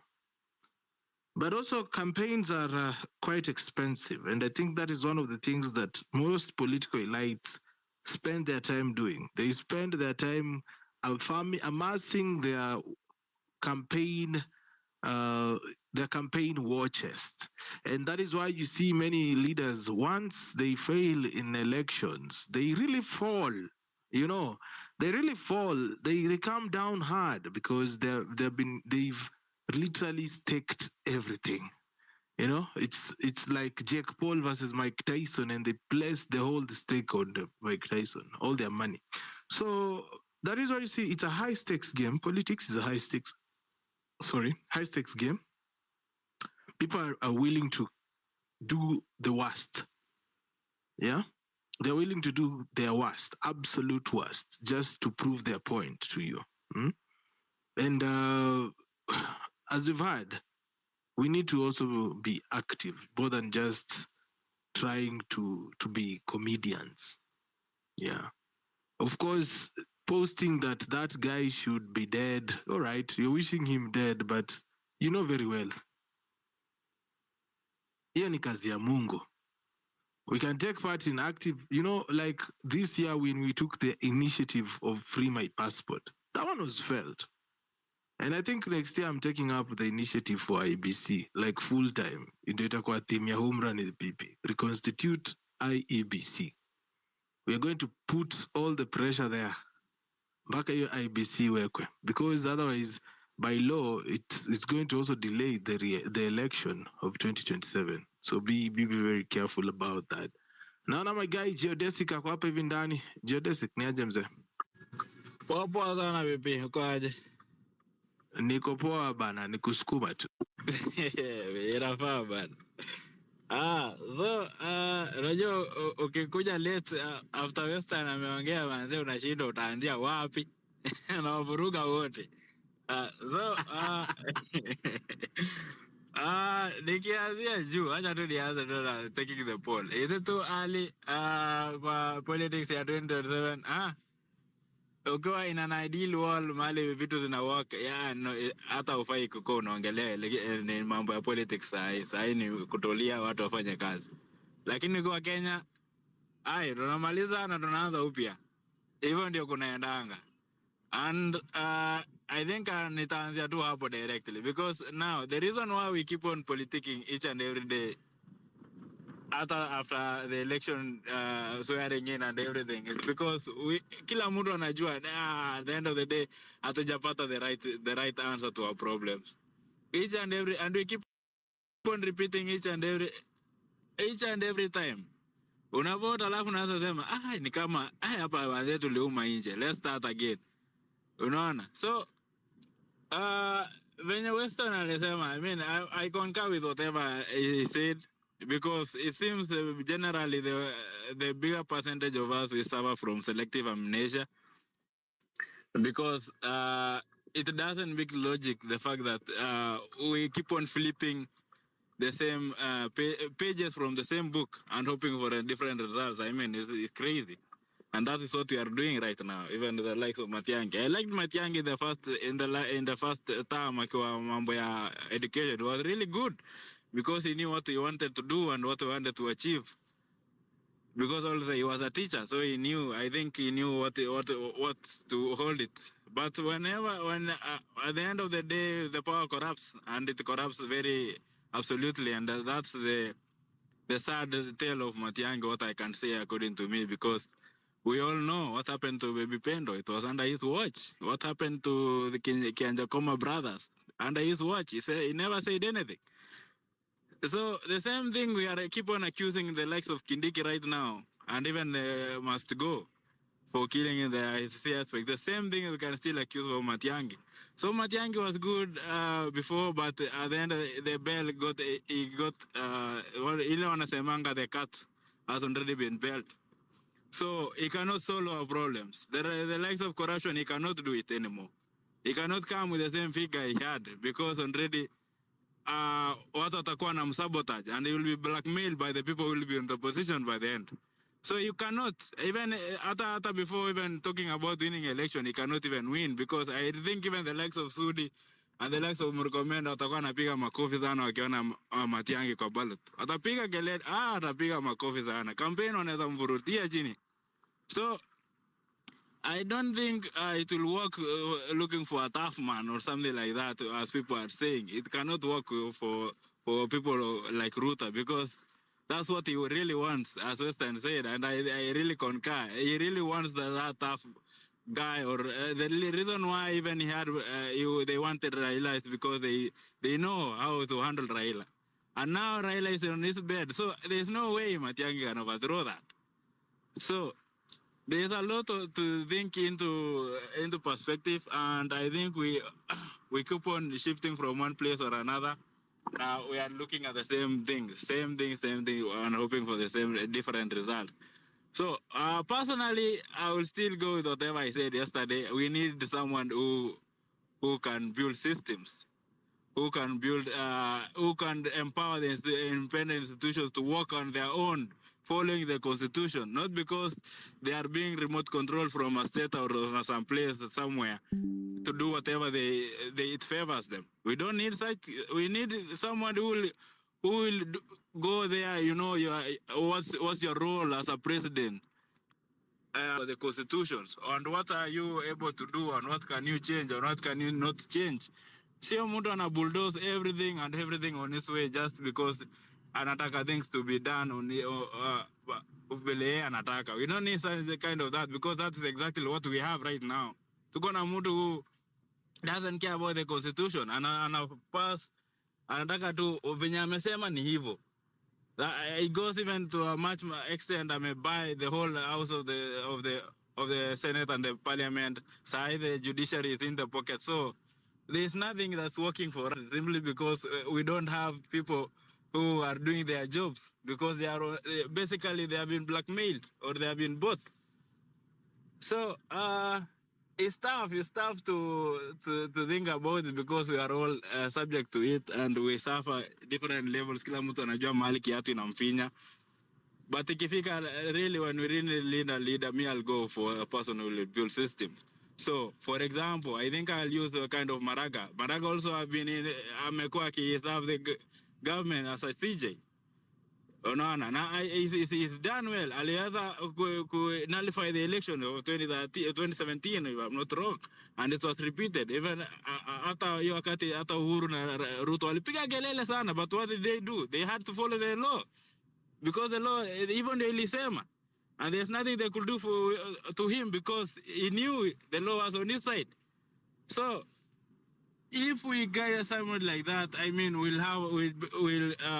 tunaweza sasa ku see things working, like the education system will work, not because someone is pushing it, but because teachers or whoever is in charge knows what to do. The healthcare sector will work, not because they have been forced or coerced to work, but because they know what they are supposed to do according to their own ethics, morals, and whatever the party or the institution laws says. And that's what we need. We need someone to calm things down, not somebody to aendelee kutumia kifua all through and through, because we'll keep on doing that 2020, 2027, 2032, ni kama tume overreact, tutafute tena mtu mwingine. So they go to all about measuring the circumference of the chest at the end of the day, and there's nothing being done, because that's practically what you are doing. If you figure the extent where we keep, tunaanza kusema maybe Uhuru was better. I mean, this problem started then, you know.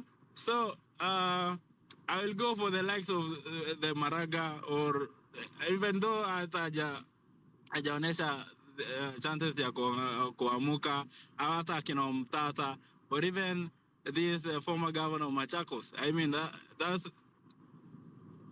those are people that have served and they have been tested. They have shown this, they can follow the constitution. And the problem we have at home is not that we don't have things that can work. Things can work if they really want to work, because we have a very good constitution. In fact, if compare with other African nations, I mean, we are topping the list.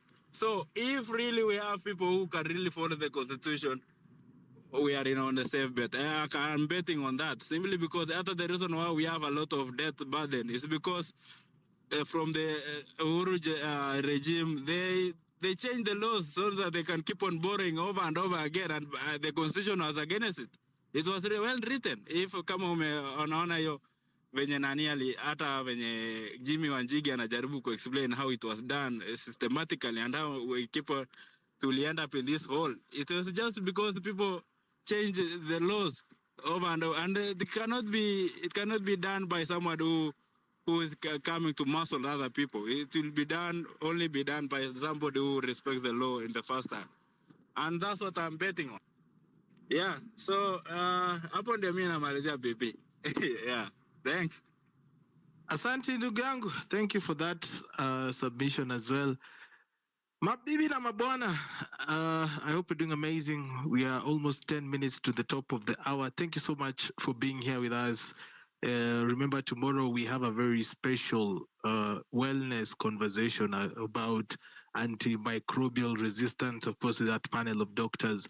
Starting 7 p.m., you can retweet the space, and of course, you can retweet the tweet that I have on the space, and right below, there is what we call a link where you can book that space so that you can be reminded. But if you come to Home Run every time, you don't have to click on that link because we'll be live here kama kawaida from 4 p.m.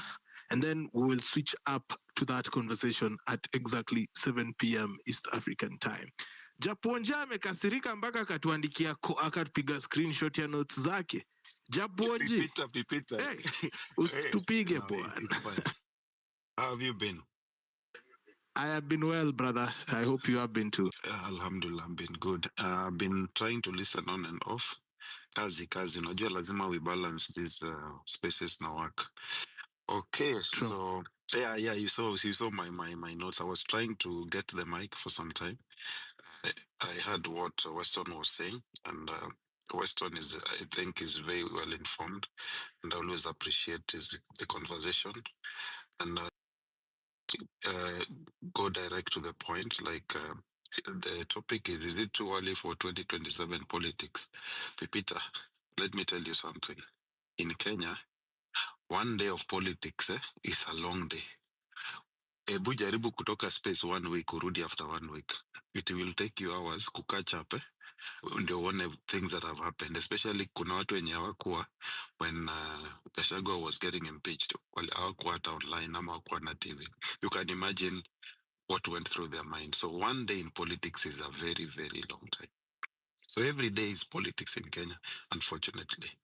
So now I'll go direct to my notes. So, well, you know, I just had these thoughts, you know, like what if Ruto and Rigathi had agreed to each serving no, I mean, Ruto had agreed with Kindiki and Rigathi that kila moja wao serve like half term. I mean, it might be possible. This is Kenya. A lot of things was inafanyika, unajua. Then they just bring it like a big show, and then Rigathi anakata. Alafu, yeah, this I heard from an inside. I'm just saying. So what if, you know, Kenya is a land of possibilities. A lot can happen. Okay, now.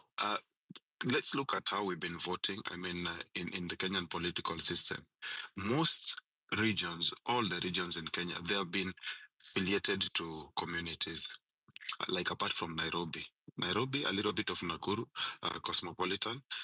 So Nairobi is mostly, you will find that opposition always wins because Nairobi has a lot of civic education. People are informed, people are well educated, and they always know, they always side with the opposition, mostly in Nairobi. But if you look at all other regions in Kenya, we always suffer from this tyranny of numbers. So having said that, I think personally, 2027, Ruto is very comfortable. Ruto just needs to bring Raila in, and that's what exactly he's doing now. Once he mobilizes the votes of Raila and promises him something, and we all know Raila, the character, the person, he will fall for that. He has fallen for Uhuru, for Moi, and all that. Raila will fall for that. So Ruto, that's why he's comfortable. He's not even stressed at all. Let's be honest. Having said that, there was a time we were talking a lot about revolution. I think the first week of November, if I'm not wrong, a lot of people are talking about revolution. Because if you look at what's happening now, as people are saying that, if Matiangi comes, sijui hawezi arrest Ruto, sijui nini. Let's be honest, guys. PPT hata kama wewe umewekwa president leo, do you really think it will be in your best interest to go after Ruto na kumweka kwa jela and all those people? No, it will not happen easily.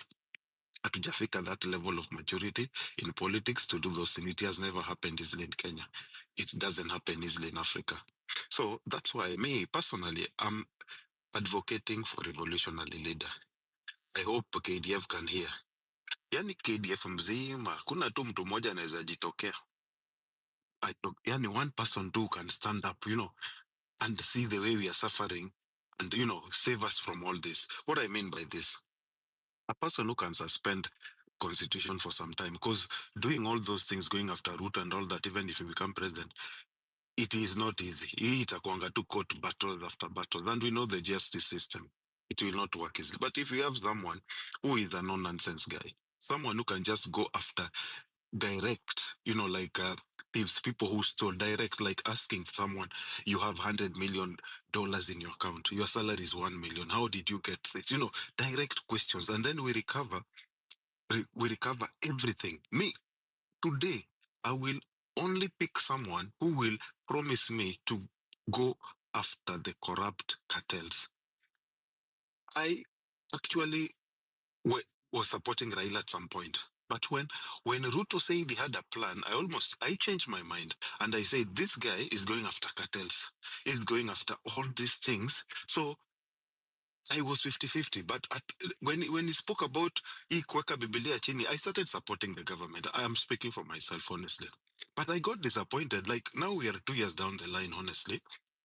Hakuna hata cartel moja ameshikwa. There is no one no one has returned stolen billions. We all know this. Uhuru is a culprit. Yesterday, I was talking good about Matiangi, but again, I don't think, and after doing a lot of soul searching and doing my research, I don't think there's any leader there who can go after the likes of the system, Akina Ruto, Akina Uru. No, it's not possible. Let's not lie to ourselves. These people are strongly affiliated to their community. It's like, imagine, let's be honest, imagine Leo, someone goes after Raila alafu amweke kwa jela. What will happen? Kenya will burst. That's what I'm trying to say. It is not easy. So if we have someone who can take over, I hope KDF are listening. I'm not inciting anyone, but I'm just saying it has happened before and it's normal. So they can make corruption like a capital offense. Let's make corruption a capital offense. People are joking too much. How can someone steal like 100 billion Kenya shillings? Alafu is like nothing happened. Alafu he goes there and build his own city. I mean, Alafu there's someone who doesn't even have like 10K or this is what I'm talking about. The greed is too much. We need to find and recover all lost taxpayers' money and all the dubious loans. If Ruto can just take a step back today and work towards getting all the dubious debts, people who stole all this money, I can honestly, I will start supporting him if he can do that. If he can stop this taxation thing, he goes back and start following all the stolen money. Pesa yenye imeibwa yenye tunajua, we know them. NHIF, people have been submitting the money. Hiyo pesa imeenda wapi? Unajua, before he comes with this shisha, this thing, hii pesa yenye imepotea, where is it? Mbona hiyo kesi iko cold kwa court? Why is the DPP dropping all the cases? Unaona, this is where I have problem with Ruto. Me, I don't care who comes in or what, but if Ruto can do this tomorrow, me, I will support him. I'm being honest. Kwa sababu, if you're losing 2 billion per day, and the CS is coming and laughing kwa press conference and saying, those people who are stealing, please, steal only half. I mean, are we that, like, hopeless? So we are toothless. There's nothing that the government can do. Uhuru said the same thing. Who are these people? That's why I'm saying only a revolution can help find these people. We know them. Some of us know them, but we can't even name them. They are there in Kenya and they are showing off, they are showing their wealth off, and they are very rich. So, me, I believe whoever may win against Ruto in 2027 will still not the advantage of the justice system and the constitution to go after all those historical injustices. And like the previous speaker was saying, we need to do a reset of the past injustices. Let's start from there. Let's not sweep any dirt under the carpet. Kwa sababu, you will find that someone was saying, like Kibaki started this when he said, wachana na Moi, let's just pick from there. He could have at least pressed a little bit some buttons to equate a president. So others who are coming, waogope. But nothing happened to Moi, nothing happened to Sjuinan. So it's the culture. ni culture tu, kitu inaendelea, unajua. Alafu people always talk about Kibaki, how he reformed the country, everything. Of course we give credit where it's due, but we all realize that the second term of Kibaki was where a lot happened, and it only happened because they had a government of national unity, whereby after the most contested elections, they formed a government, and these people didn't trust each other. They were looking onto each other's back, so corruption was less. The parliament was heated. Things were working. Unajua, so there was no room for like stealing or corruption. They were always there, so it worked. Just because of that, people are forgetting that part. Unajua, huh? So the stakes are too high right now. I speak for myself. I don't think Morara, I'm being honest, Morara, sijui Kalonzo, these people cannot go after these cartels. Ruto mwenyewe ndio cartel. Let's be honest, we all know that now. So how exactly do you expect sijui Kalonzo nani? At some point, I'll be honest with you, at some point, I always used to think that Raila can go after Ruto. And I know he could. But Sasa, look what he did. He just went and supported the regime that people didn't want. This guy always does a lot of miscalculations. If this guy stood his foot, akae tu wachane na mambo ya kujoin government ya kina Ruto, saizi, it could be at least an option C or B. You get my point? So what I'm trying to say, as long as we are all comfortable with the money that has been stolen, there is no accountability, and the government is still taxing us, man, we need a revolution. That is all I can say. Me, Matiangi, all these, those are plan C, D, E, F. The plan A now is we need someone to suspend this constitution, go against these people, we recover this 2 billion inaibiwa kila siku, tuanze na ile time ya uhuru, we will have enough for everyone, schools will be free up to university. This is a lot of money, let's be honest, guys. I don't want to rant a lot, but these are facts. You get it? So when Weston was saying that we are the people to blame, and someone also was saying here that we clean the parliament, alafu parliament is supposed to legislate and check after the executive. Okay, I agree with that part. But what makes you think that the parliamentarians wakifika hapo, it will be in their best interest to do that? They will be looking at their own interest. We've seen this before. Look at Selassie, I don't know this guy. They are only there for their own. And for your information, when you're talking about we push for IBC, IBC is not working. Hiyo IBC yenye iliweka Rigathi Gachagua, ilitoa Rigathi Gachagua na ikaweka Kindiki. That's the IBC they need to use. Hiyo IBC yenye ilikuwa overnight.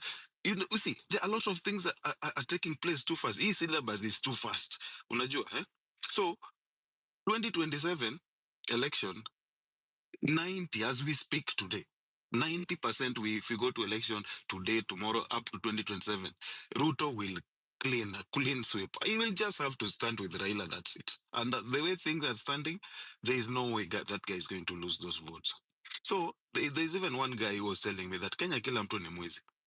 Ni chance tu hawajapata, but wakipata chance kesi ni baadaye. They will still morality. Let's make our institutions work. Let's make these crimes capital offense. Mi mtu akisimama na niambie one of his goal will be to go after corrupt and make sure cartels are out. Me, I will vote this guy 6 a.m. in the morning. But if a revolution comes before that, revolution is my card. Plan A. Plan B is all other people to combine and have a force that can fathom work against Ruto. Otherwise, guys, we will be ranting here, we will be talking, we will be going around in circle, and at the end of the day, we are being taxed again, and all this money that is lost, no one is even asking about it, but we know it's in Kenya. Unasikia pesa zinapelekwa Tanzania. Like a joke. You see, when I had people, even reporters laughing about it, that the mtu anaiba pesa Kenya anapeleka Tanzania for business, alafu analeta na truck. I mean, this is the CS of finance telling you. Like, it should actually be taken to court. Parliamentarians, they were very serious. Wangemuuliza, let evidence na ongee juu hii kitu. Unajua, working countries, if you've been to other countries that systems work, these things you cannot talk up. You cannot say things like this. This can be used against you in any court of law. Unajua, Maze Kenya, where did we lose all this? Tulipotelea wapi? Unajua, mi nashangaa. Unajua, so guys, whoever bewitched us, ni kama sijui alitupa hiyo nini dawa mahali. we need to reset. Nchi kwe reset, watu watoke nje ifagiliwe, turudi tuanze. Thank you so much, Pipita. I'll be listening.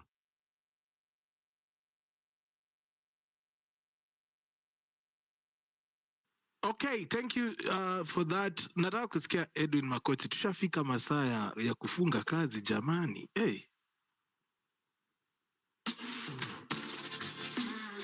Good evening, PP. This is the home run with PP. Good evening, Bwana Edwin. I want to go to you and then I'll listen to Vigilance, who has also been on the line for a minute. Thanks so much, dear Jessica and Japonji, for that submission. Alafu nitamsikiza ndugu yangu Big Boss. Edwin. Yes, I hope you had a good day. Oh, yes, I had. Thank you so much. Pipita, I've been listening to the past speakers. Na tuambiane tu kweli hapa.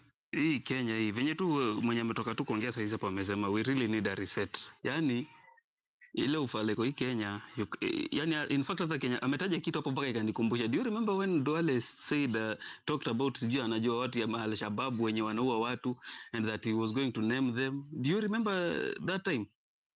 Now we expect some changes from this guy, from us to go. What kind of changes do we expect from this guy? And the way things are, I think it is high time Kenyans need to start thinking of how they are going to get rid of these systems and everything that has been happening in this country since independence. Ukiangalia vizuri sana, vituko zile zimekuwa zikifanyika, zilianzilishwa na mwanzilishi. Venye tu nilisema, and we really need somebody who can do auditing of all the bad things zenye zimekuwa zikifanyika, all the killings and everything in this country. Na just the way nilisema jana, Matiangi is not the best option. Huyo kwanza mtoe kwa akili, because that guy is a bulldozer. Yes, we don't, hatuwezi tukarefute hiyo, lakini ni mtu wa aina gani? Kwa ile muda kidogo ni ile msemo mwenye nasikianga watu wakisema patia mtu uongozi, then utaona jinsi anaweza kaongoza watu ama chenye atafanya na hiyo uongozi. Matiang'i is that kind of a person. So let us not lie to ourselves that we can atitutoe Ruto and bringing in Matiang'i. Matiang'i is just another Ruto. That's the honest truth. Huyu jamaa ako na ile scandal kwanza ile ya shamba, hata hajamalizana nayo. Kuna hiyo makillings za Kianjokoma, hizi makillings zingine zote zimekuwa zikifanyika under his watch. Na let us just be honest, that guy is not a best option. Hiyo tu ni ukweli yenye iko. And then coming to these the things that are happening today, nimekuwa nikiona kama today in the morning this joker must go telling the CSS and sijui other people at sijui signing performance contract. Hiyo performance contract kwanza ya nini? Do I need that to sign that thing for me to work? Ama is it that these guys they don't understand nini venye constitution in our dictate ya kwamba wanafaa kuwa wanafanyia wananchi kazi? You know, kuna jokes zingine kwa Kenya, Pipita, mimi hata saa zingine nafikanga mahali najiulizanga kungekuwa tu kuna uwezekano saa zingine sijui we just tutoke tu Kenya tuwaachie wenyewe wafanye Kenya wanataka kufanya now, because we don't get it. It is high time we really need to tell ourselves the truth. One last thing, mimi I'm so happy about what the Catholic Church have done. Warudishia majamaa pesa zao, wakitaka kufanya kile wanataka kufanya nazo, juu wamezoea. You go and do something stupid huko hivyo, alafu you rush to the churches, uende watumia wakuja wakusanitize. Hivyo ndio vile huyu jamaa amekuwa kizoea. So he thinks that he can play with people each and every time and fool people. Ai, Pipita, enough is enough. I think time is coming, and I've always predicted this. Time is coming that this guy hata amini. Itafika ile point yenye hata wale wenye hawakutoka watatoka. Thank you so much, Pipita. Have a good evening. My dream would be fulfilled if that ever happened. Venye kwanza mimi nakuanga nilikuwa naona watu wakitujaji hapa hivi wakituangalia wakikuwa kwa kazi zao wanasimama kando kutuangalia. Vigilance, how are you doing? I'm fine, Pipita. How are you? I am well, I thank God. Thanks, Pipita, for the mic, and greetings to the listeners and the speakers as well. Pipita, a lot has been said here, and sometimes I get disappointed when I listen to how we talk. We actually have the same idea, and the idea we have is to address issues of governance in our country. But just from the way we speak, you can see the difference in opinion, which is okay. That's what democracy is all about. Everyone is supposed to be able to air their views and and listen to other views as well. So one thing that Pepita would like to say is this. When we talk about politics and 2027, matters governance is politics in itself. Anything to do with the law is politics in itself. Whatever we are doing right now here, we are conversing, and this is politics. That is the basic definition of politics. There is no other definition of it. And politics is healthy for a country. People need to engage, people need to converse. That is politics. What I don't understand is when we start choosing for ourselves leaders, this is distraction. I wonder what guides us or what guides someone to talk about, for example, I think Matiangi can change the country because he was harsh on, he was very strict. He was, I mean, what kind of conversations are we having? What are those? We cannot talk about a revolution if you are not, the revolution starts in the mindset.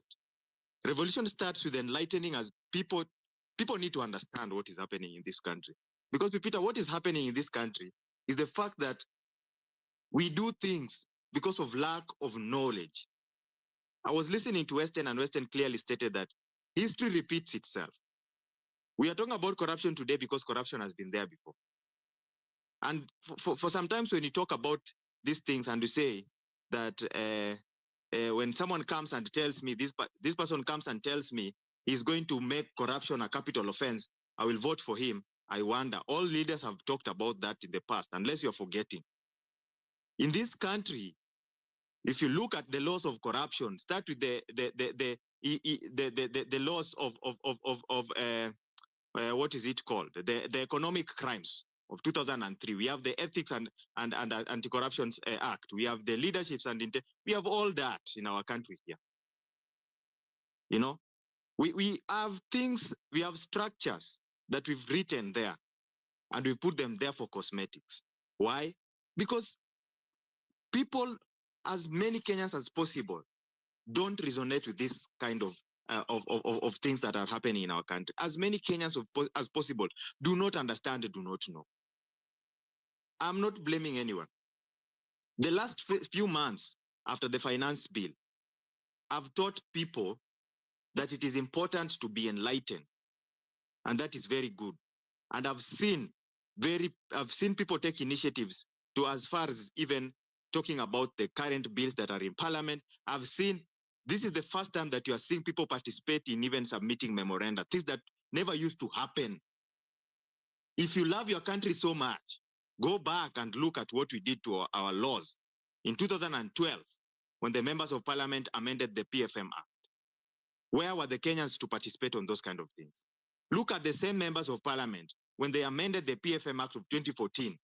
Where were Kenyans to participate in those things? They were never participating in those things. They never took matters of governance in their country seriously. And 1 month in taking matters of governance in their country seriously, they want tremendous change. They want to change everything today in 1 month. They want to go to the streets tomorrow and Ruto goes home tomorrow. Then we come back and start having the same problems. Because revolution is not the actual revolution that goes to the street and remove the president. You must also revolutionize the mindset of Kenyans. Kenyans must think differently. That is the revolution. And Pepita, these spaces, sometimes when you host them, you enlighten people. That is the revolution. That is part of the revolution. So don't imagine that revolution is going to the street and making noise. People have been going to the street to picket, to demonstrate. They have never gone to the street to change their country. That is the difference, Pepita. When someone says that Kenyans are joking about making memes about the president, and Kenyans are joking, that is not jokes. That is very important. And Pepita, you said that is media activism. Pepita, that is very important in shaping public opinion. Public opinion is very important in politics. That is why politicians take their time and hire big cars and go and stand in a vehicle and ensure that they have as many supporters as possible and make pronouncements because they want to shape public opinion. That is why the president goes to church the next day after being given sharp criticism. That's why he goes to church and even gives them 5 million. He's trying to shape public opinion. So when the young people who are using those silots to make memes and things like that, don't underestimate the effect of those things. They are now at the talk of town. They are being talked around the whole world. It is important in shaping public opinion. You cannot, the most important thing, Pipita, is shaping public opinion. You will not do anything about this. When you say we need to go and have as many MPs as possible in parliament, you're joking. You need to shape the public opinion. This is the first important thing. Do you understand that our laws have given you a chance in Article 119 to petition Parliament to even repeal a law that has been passed? For example, you can petition Parliament to repeal the Finance Act that they passed in 2023. Do Kenyans understand this? Majority do not. If they did, they would go to the street not to protest. They would go to the street to change their country. This is the reason why we have Shif and Shah happening, but majority of Kenyans don't have a problem with it. Most of the people have a problem with it. Come and talk about it on the spaces. That is fine. But what about those people who don't have a problem with it? How are we reaching out to them and ensuring that we make them see the problems in this kind of laws? That is the most important thing. Then we can end up even putting Jesus as the president of the Republic of Kenya, and we will not have changed anything. And by the way, someone said that even good leaders at some point become tyrants because people allow them to become tyrants. That is the most important thing. So we can end up here, and this idea of let us ensure that we have as many MPs as possible in parliament so that the president can be afraid. Those are what those guys want you to discuss, so that you stop focusing on him and focusing on other people. Hiyo ndio kitu nataka mu discuss. Look at how you want your country to be governed, first of all. You can even have the devil himself as the president, but the country should be able to run. You should have laws that don't give loopholes, so that even if the devil is the president, he has no chance to do devilish acts on you. We should have that kind of process in our country. And we have all that. I have said several times that the law is the people. The people are the law. If you read our constitution, the preamble of our constitution, this law was not imposed to us. In fact, the preamble of our constitution says we gave ourselves and to our future generations the law. That means we who gave ourselves the law are above the law. There's no other person who is above the law. It is the people, but people must have collective unity to be able to exercise their sovereign power. So at the end of the day, the buck stops with us. At the end of the day, we must understand that all these things we are saying depend on how much people have information about themselves. So when you start focusing on governance, go and ask where you live. Do you understand that where you live in a ward?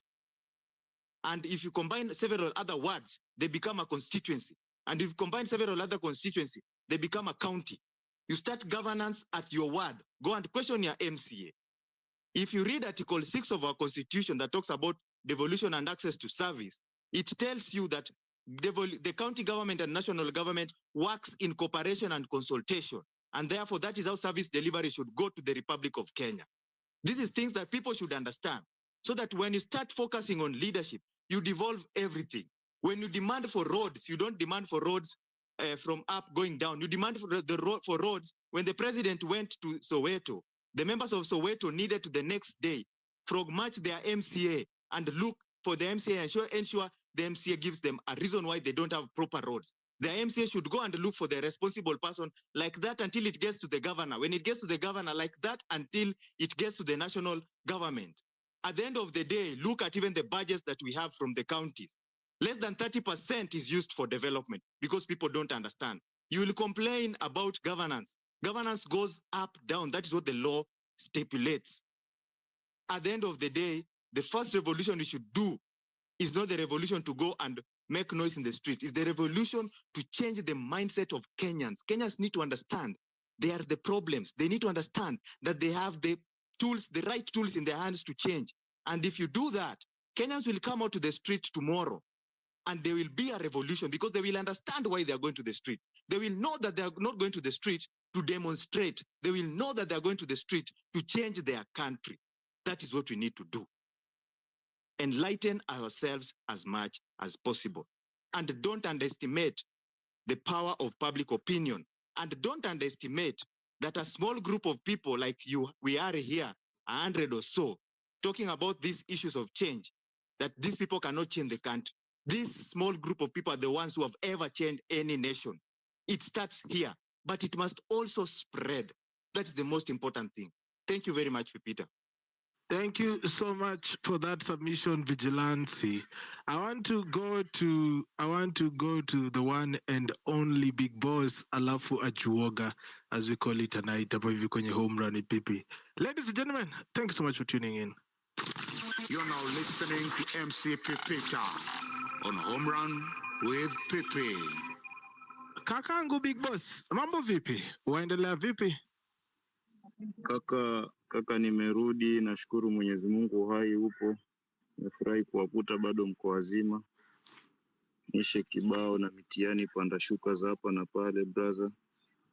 Nimefurahi kukuta familia bado inaendelea iko pale pale. Baadhi naona wachache katika familia lakini wengine siwaone. Nafurahi kuwakuta na fursa hii pia.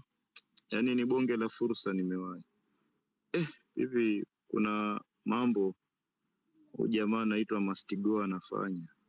Jua mimi ni mtu wa Kiswahili bwana, siongei sana. Na kutoongea sana huwa nanyosha tu point naziweka vile zinafaa.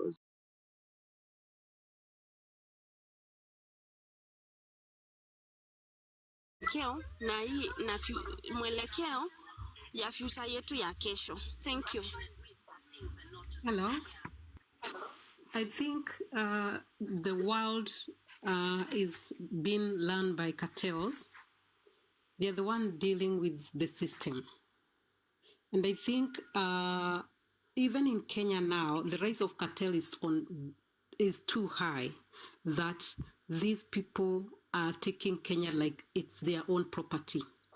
The drug dealers and the corruption, the politicians are running Kenya like it's own personal property.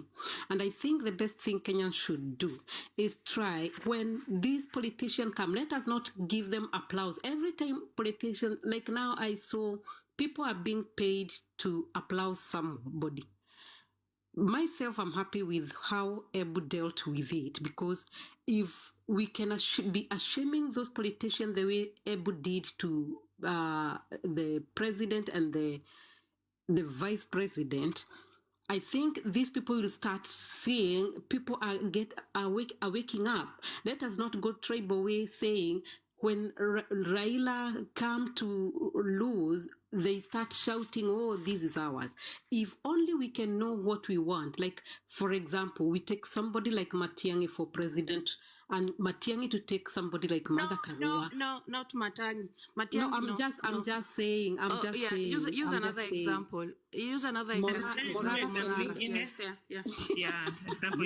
Use mother as an example. I was giving an example of somebody who is a bit tougher. Who can, okay, like the way Helen said, those resources that have been reputation, the resources, reputation disqualifies him. Hold on. The resources that have been taken out from Kenya and go to develop other countries. Somebody who can have his start and say, we want our properties back, because like I know Ruto has invested too much in Uganda. Nearly quarter of Uganda is now belong to Ruto and other places. Somebody who can say those people hiding money from, and they are known, the system can get those people who are hiding money up, like the way Wavinyadeti had hidden the money, had come to UK to hide the money in UK. Those money to be taken back to Kenya. It can help even in making hospitals and making farming and paying the farmers. Like now we can start, I think a lot to be done. Like Burkina Faso are doing so marvelous, even Mali. and they have sent away the colonizers. The miners have been chased away from their country. So if only we can get a leader who can stand his ground and say enough is enough, hata kama ni jeshi itachukua hiyo country ya Kenya, for heavenly sake, we need somebody who can say we need to take all the cartels out, regardless whether, I don't care whether ni Sonko ama ni huyu wa Mombasa. Those cartels are the one who are untouchable because they think money is everything. And we need our country back like never before. We need Kenya back because Kenya is the best place people can live in. Kenya has got everything one can dream of. We have the minerals, we have everything, but only what we don't have is the management of Kenya. We need somebody who can take good care of our country. Kenya is the best place to live in. And people should avoid this applauding of leaders and white people, and especially our girls. Ati mukiona mtu ni unaona tu watu wanataka ati kuolewa na mzungu. Those people are exploiters. They exploit even you yourself. They exploit your mind. They exploit they exploit everything. Yeah, even your sexuality. Exactly. Let's be honest. Kenya tuko na kitu inaangaliwa sana na dunia nzima, lakini hatujielewi, hatujijui sisi ni kina nani. Unaona Wakenya, Nigeria akikuja wanamchukua kama ni kitu ya maana. Wanachukua mtu. Sasa angalia venye wa Nigeria wanafanya wasichana wa kwetu. Na government is just quiet. By the way, sijui hata sijaenda platform inaongelelea kuhusu hiyo mambo ya Nigerians, how they are exploiting our girls. Nigerians should be taken back to their country. Kenya is the best place to live. We need our Kenya back. We need our Kenya back. We don't need those Nigerians that are coming. We were talking about that. Yeah? We are talking about what? Rosa Tukuski. Somebody. Anyway.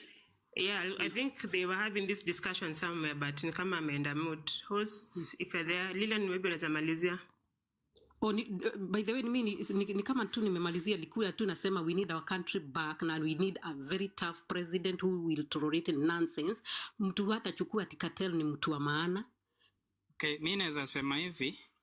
Okay, naweza sema hivi, like leadership si lazima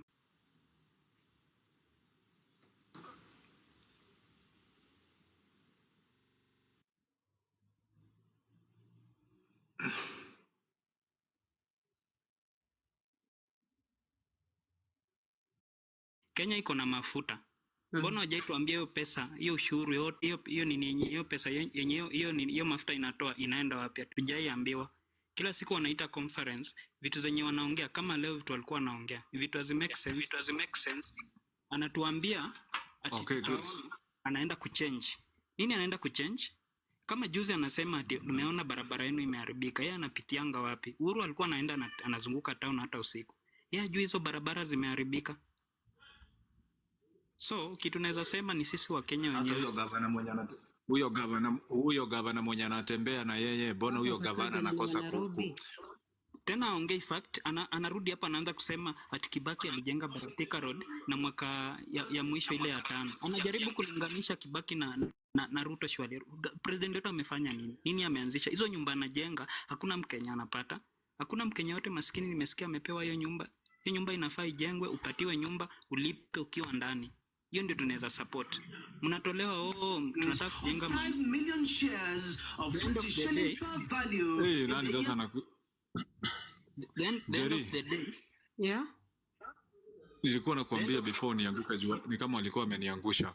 That jana tulikuwa tunazungumza venye foreigners wamejaa Kenya na wengi wako na vitambulisho ambazo ni za wa Kenya. So tunauliza na labda hata ni wao wanauawa wasichana wetu juu hakuna traces. Imagine mtu ameregister simu na ID ya mtu wa Kenya na huyo ni foreigner, hadi tunapata mtu anaitwa John kama unamtumia pesa inatoa Kelvin Odhiambo ati Kelvin Kerimo na ni Burudi. Sasa unajiuliza vitu kama hizi ama ndo watu wetu wanaua wasichana wetu, hawana traces.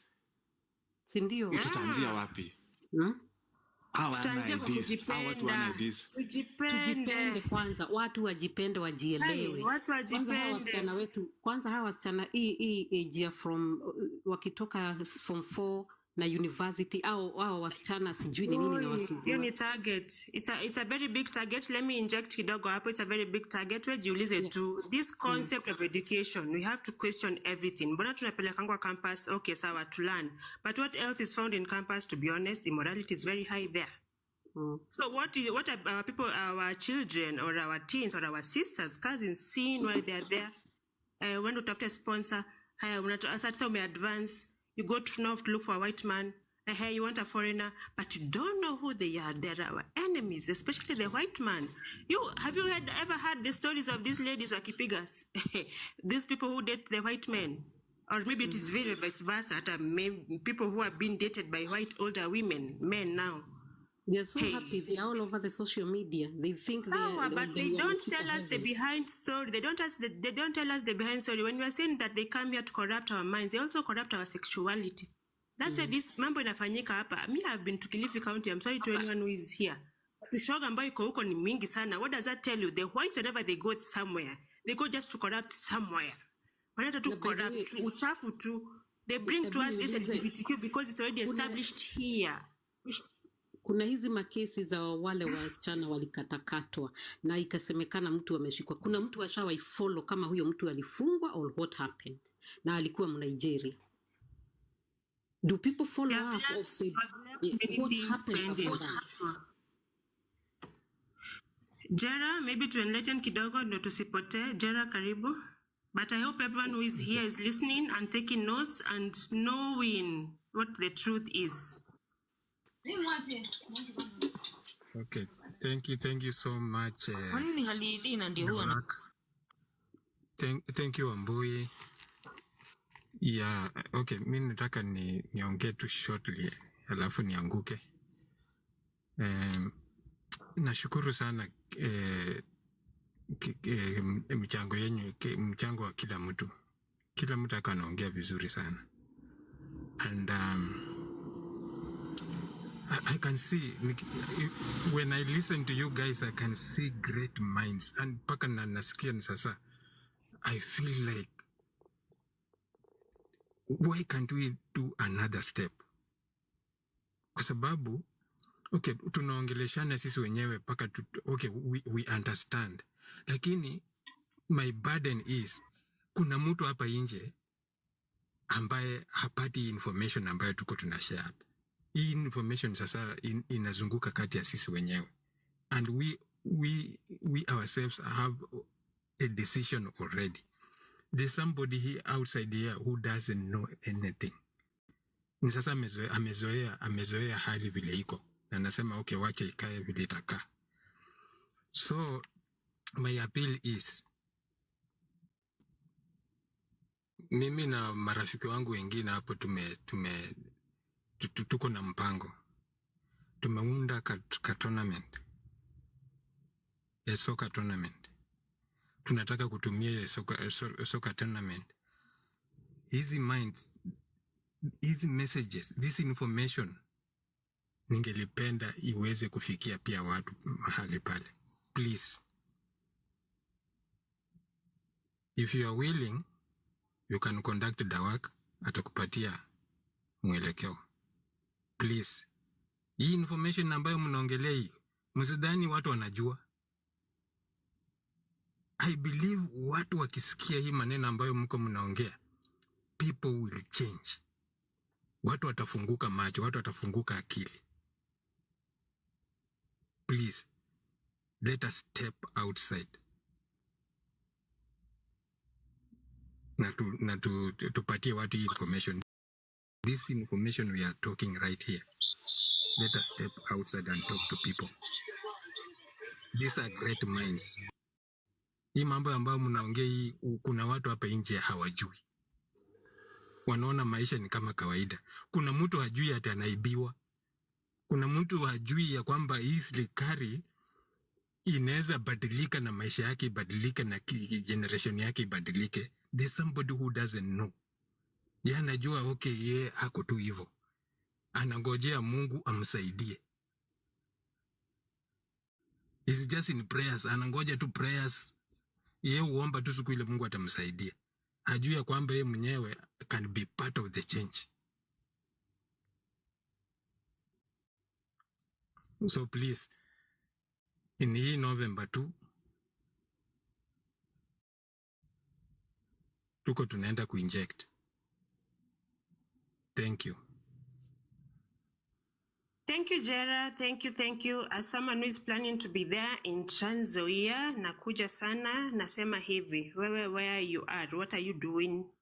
See, great mind, Jera ameamua kutoka out of this shell of complaining and lamenting and, ameamua, let me do something for where I am. You, wewe penye huko ambao unatusikiza hapa Dawak Media.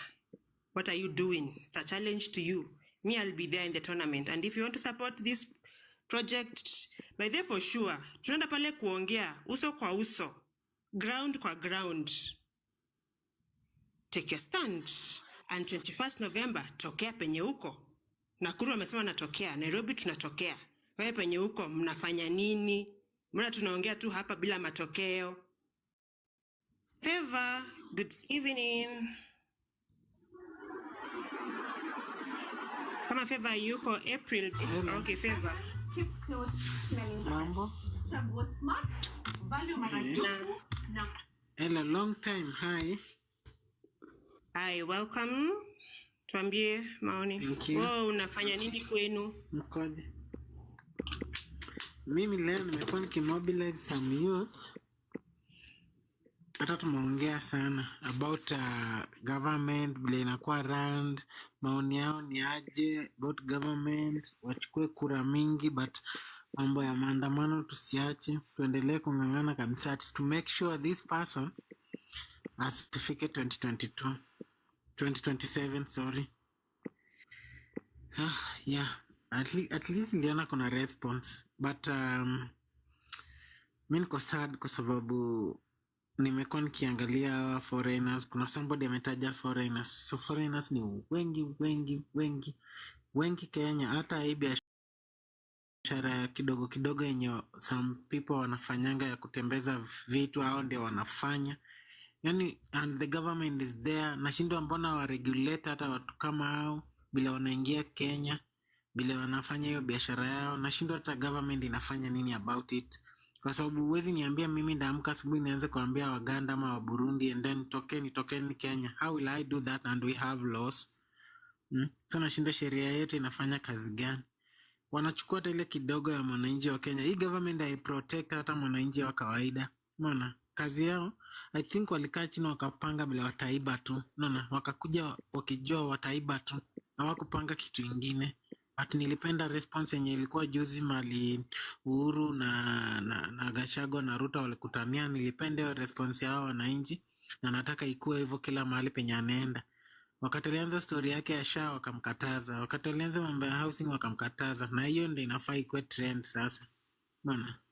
Na pia nimependa story ya kanisa bila wamesema wanarudisha pesa yake contribution yenye alitoa. That is it. Hiyo ndio kitu tunataka sasa. So unaona hata ameshtuka. We should do that, all of us. Akikuja area yenu, una mobilize wase, mnakataa whatever ata offer, na mtu akichukua mnamsalimia. That should be our, because nasikia Subaru boys wako ready kabisa, wanaona nani anadanganya youth wengine wanamuendea. Saizi tumechoka, na wakikuja tutawapiga, wakikaa vibaya sisi ndio tutawamaliza sasa. Thanks. Okay, good guys, kuna kitu nataka kuwaambia on that point. Mnajua monos. Sasa hata mwezi nitafuta, mwezi jua hata ni mambo gani haya yalikuwa amenikumba. Nyinyi ni wa Kenya tu wa kunichochanga hapa. But ni sawa tu. Sisi tutaendelea kusukumana na hii. Hebu tuambie unataka kusema nini kabla tu respond. Wewe ulikuwa umejificha wapi mwanzo? Mimi naanza na wewe. Wiki mbili huonekani kwa mtandao. Ulikuwa umeenda wapi? Intercede in the mountains. Mountains ulikuwa umeenda kuinject. kutafuta nguvu na soja. Mimi ni soja, so 21st nilikuwa na nguvu ya 21st. Sawa dada, kama ulikuwa umeenda kuchukua nini nguvu za mababu ni sawa. Nasema asante. Karibu tena kwa mtandao wetu. Na huyu dawaka anasema hakutafutwa. Anatafutwa vipi huyu? Na sisi kila siku tuamuona hapa. Na leo asubuhi nimemuona tu hapa dada akiwa yuko hapa. Yeye hakuaga, mimi nimechelewa pia nimeingia kuchelewa hapa. Kwa hivyo kakangu, kama ulikuwa na matatizo pole. Tuko pamoja. Lakini huyo Moses Watangula pia namuona Kitambramba karibuni. Kitambramba, unajua Ruto anawekwa baridi hapo juu. Unajua Weta akienda ODM waweke speaker wao. Hiyo ni kusema Ruto atakuwa Damases za ODM. Anytime anaweza pelekwa nyumbani. That's good. That's what I want to. That's what we need. Guys, tunatoka kwa lane. Whatever it happen, whether whoever atakuja kwa speaker, hii group yote hatuitaki. Whoever atakuwa speaker, hiyo ni biashara yao. Whoever atakuwa under whoever masi, hiyo it is not our business. Sasa tunataka serikali nyingine. Hatutaki serikali na hii group yake yote pamoja na ODM. Hatuna haja nao. Hatuna haja nao. Moses Watangula wamweke nani na wakimpichio rais ndio tumepata nguvu sisi kuingia uwanjani sasa. Wafanye kinyo naweza, but hiyo kama ile sasa ya genzi. Hiyo yote ni kuchoma mahindi na torch. Sisi tu we are watching and planning. That's our deal. The rest none of our business. That's true. Yes, watching and planning. Penye uko tafadhali, take the gear upon your shoulder. Tafadhali watch as you plan. Na pia mahindi kwa toji sisi tunachoma kwa moto wa jiko la makaa. Kabisa. Hata moto ule wa kuni kwanza ule unashika kila mahali, hata embassy. We are coming for you people. We are coming for you. By the Wamboi, kuna mali nilikuona unafanya kazi mzuri. Keep it up kabisa. Keep it up. By the Wamboi ana mobilize watu sana. Nimemuona kwa street. Tumekuona sana ma'am. Keep it up kabisa. Unafanya kazi poa. Asante, na bado. By the way guys, this is Dawak Media. Hapa tunapatananga kuongea matters of good governance and chart the way forward. 21st November, where are you? Tokea tafadhali. Let's come. The outcome will be great. Tokeeni kwa street. Tuwatatanishe. The wicked shall never sleep. The wicked shall never sleep. It has been written and it is a fact. Mbona tuache walale, sisi tunaumia. Penye uko, tokea tafadhali. Hawalali nawe. Mimi nataka niwaambie kitu moja. Unaona nini wakuu? Hapa hakuna kuongelea ati nani sija amefanya nini. Kuanzia kwa kila mtu kwa serikali mpaka MCA wako wa ground ni wakora. Unajua mtego unasa waliokuepo na wasiokuemo. Sasa imenasa wote wenye wako hapo. Hakuna kusema ati fulani sija amefanya nini. Hata Gachagua Kirimramba si ati alikuwa mtu mzuri. Hata in case saizi akwe cleared na court, bado yeye ako out. Hata Uhuru akuja simama hapo si msafi. All of them have messed us. Wametumess. Uhuru Kenyatta walikuwa wanaenda wanachukua loans, papers za kuonesha Kenya na daiwa ndio inakuja Kenya. Lakini pesa haikuji Kenya. So all of them they have messed us. Hakuna mtu mzuri. Ni vile ule aliiba kidogo, huyu amekuja anaiba yote yenye ilikuwa imebaki. So hakuna mtu mzuri hapo.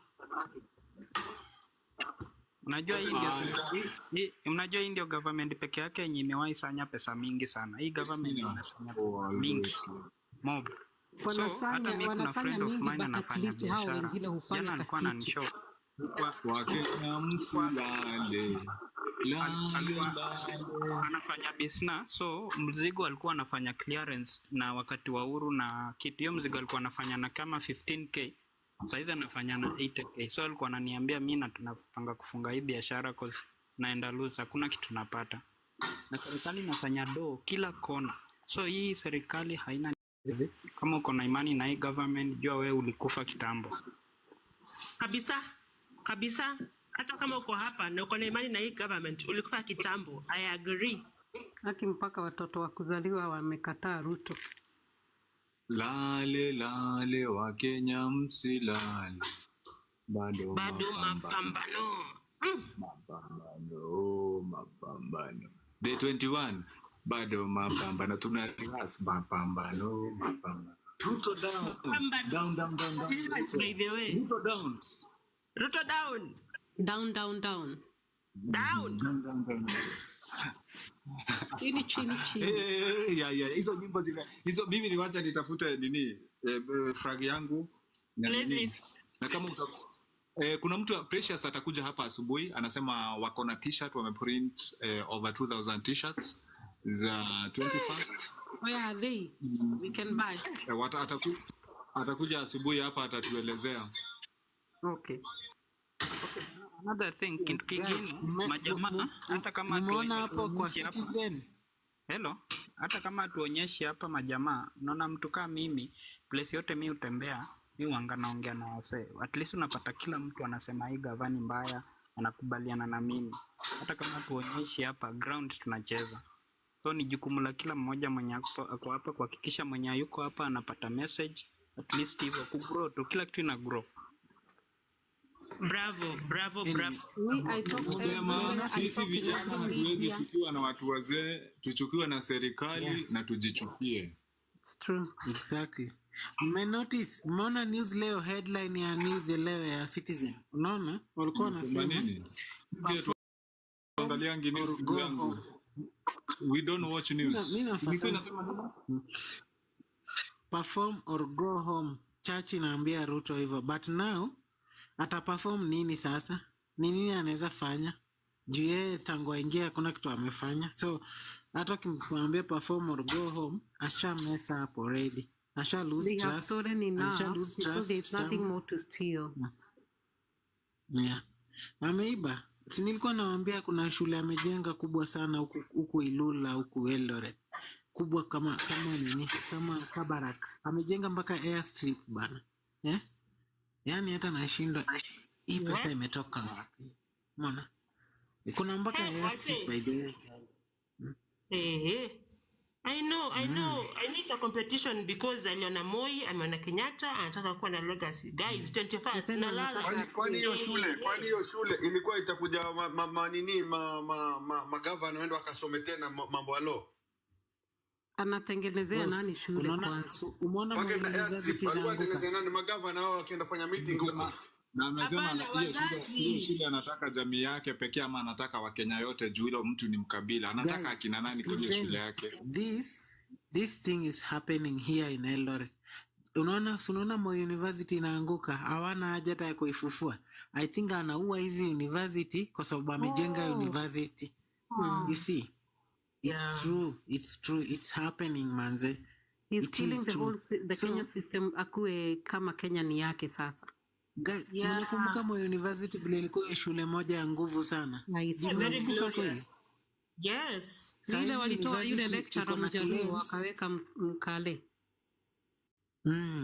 Saizi shule unasikia gavana mwenye alitoka ule Mandago ati alikuwa anaenda pale anachukua pesa ya campaign huko kwa university. Saizi Moi University imefunga campuses branches zake zote hakuna hata moja ina exist. Lodwar imefungwa, Mogocho imefungwa, Eldoret hapa West Campus ilifungwa, Kitale zote zilifungwa, imebaki tu moja Moi hapa. Hata I think ya Nairobi pia imefungwa, I'm not sure, lakini sijaiona kwa list. So watu wa Eldoret waamuke tu pia. Utafanya nini? Au sasa wacha niwaambie. Unaona huku tunafanya chini ya maji lakini we are doing it. But sasa ukijaribu kuenda street kuna goons maze. Kuna goons huko mnamulikwa mpaka na elders wa huko. Huko mnamulikwa for sure. Huku si mchezo lakini watu wamekata. Unaona hii gava? Wasa wamekata. Hata unaona akishinda 2027 mimi sijui atashinda aje. But kutakuwa haitakuwa mzuri. Makanjo huko wako na ukabila. Haitakuwa mzuri kabisa. Unajua Wasomali wamepitizwa sana kutoka wanakuja au ndio nafikiri ana target ya kuwapea ID. Wanapewa ID by the way. Unaona strike ya Wasomali huko Isilive yenye mimi nilikuwa nataka niulize. Hakuna vile tunaweza anza kupiga kelele kuhusu foreigners bila wanaingia Kenya. Please. Hakuna vile tunaweza anza. Now the problem Tuanze tukipigia hatuwezi anza kelele hivyo. for that. Now Jenny, can I give you can I be on a point of order just a minute niwaambie hatuwezi kimbia hivyo and Davis ataingia kusupport that but before I support guys, mimi niko kati ya watu wenye walianzisha #rudisha pesa. Mimi na msichana mwingine anajitanga and hata jana nilisema ninaweza lala na nikalala, nikasema hata leo nipumzike juu nilifeel nimeachieve kitu moja. Nimekuja kuona hata hapa kumbe hapa tunaweza anzisha kitu na iende. Hiyo #rudisha pesa. Iende mpaka makanisa. Unakumbuka? Hapo maana unakumbuka? Yeah, I remember. Jana. Yes, hata Davis tulikuwa na wewe hapo. Tunasema #regesha pesa kwa pasta na wameregesha.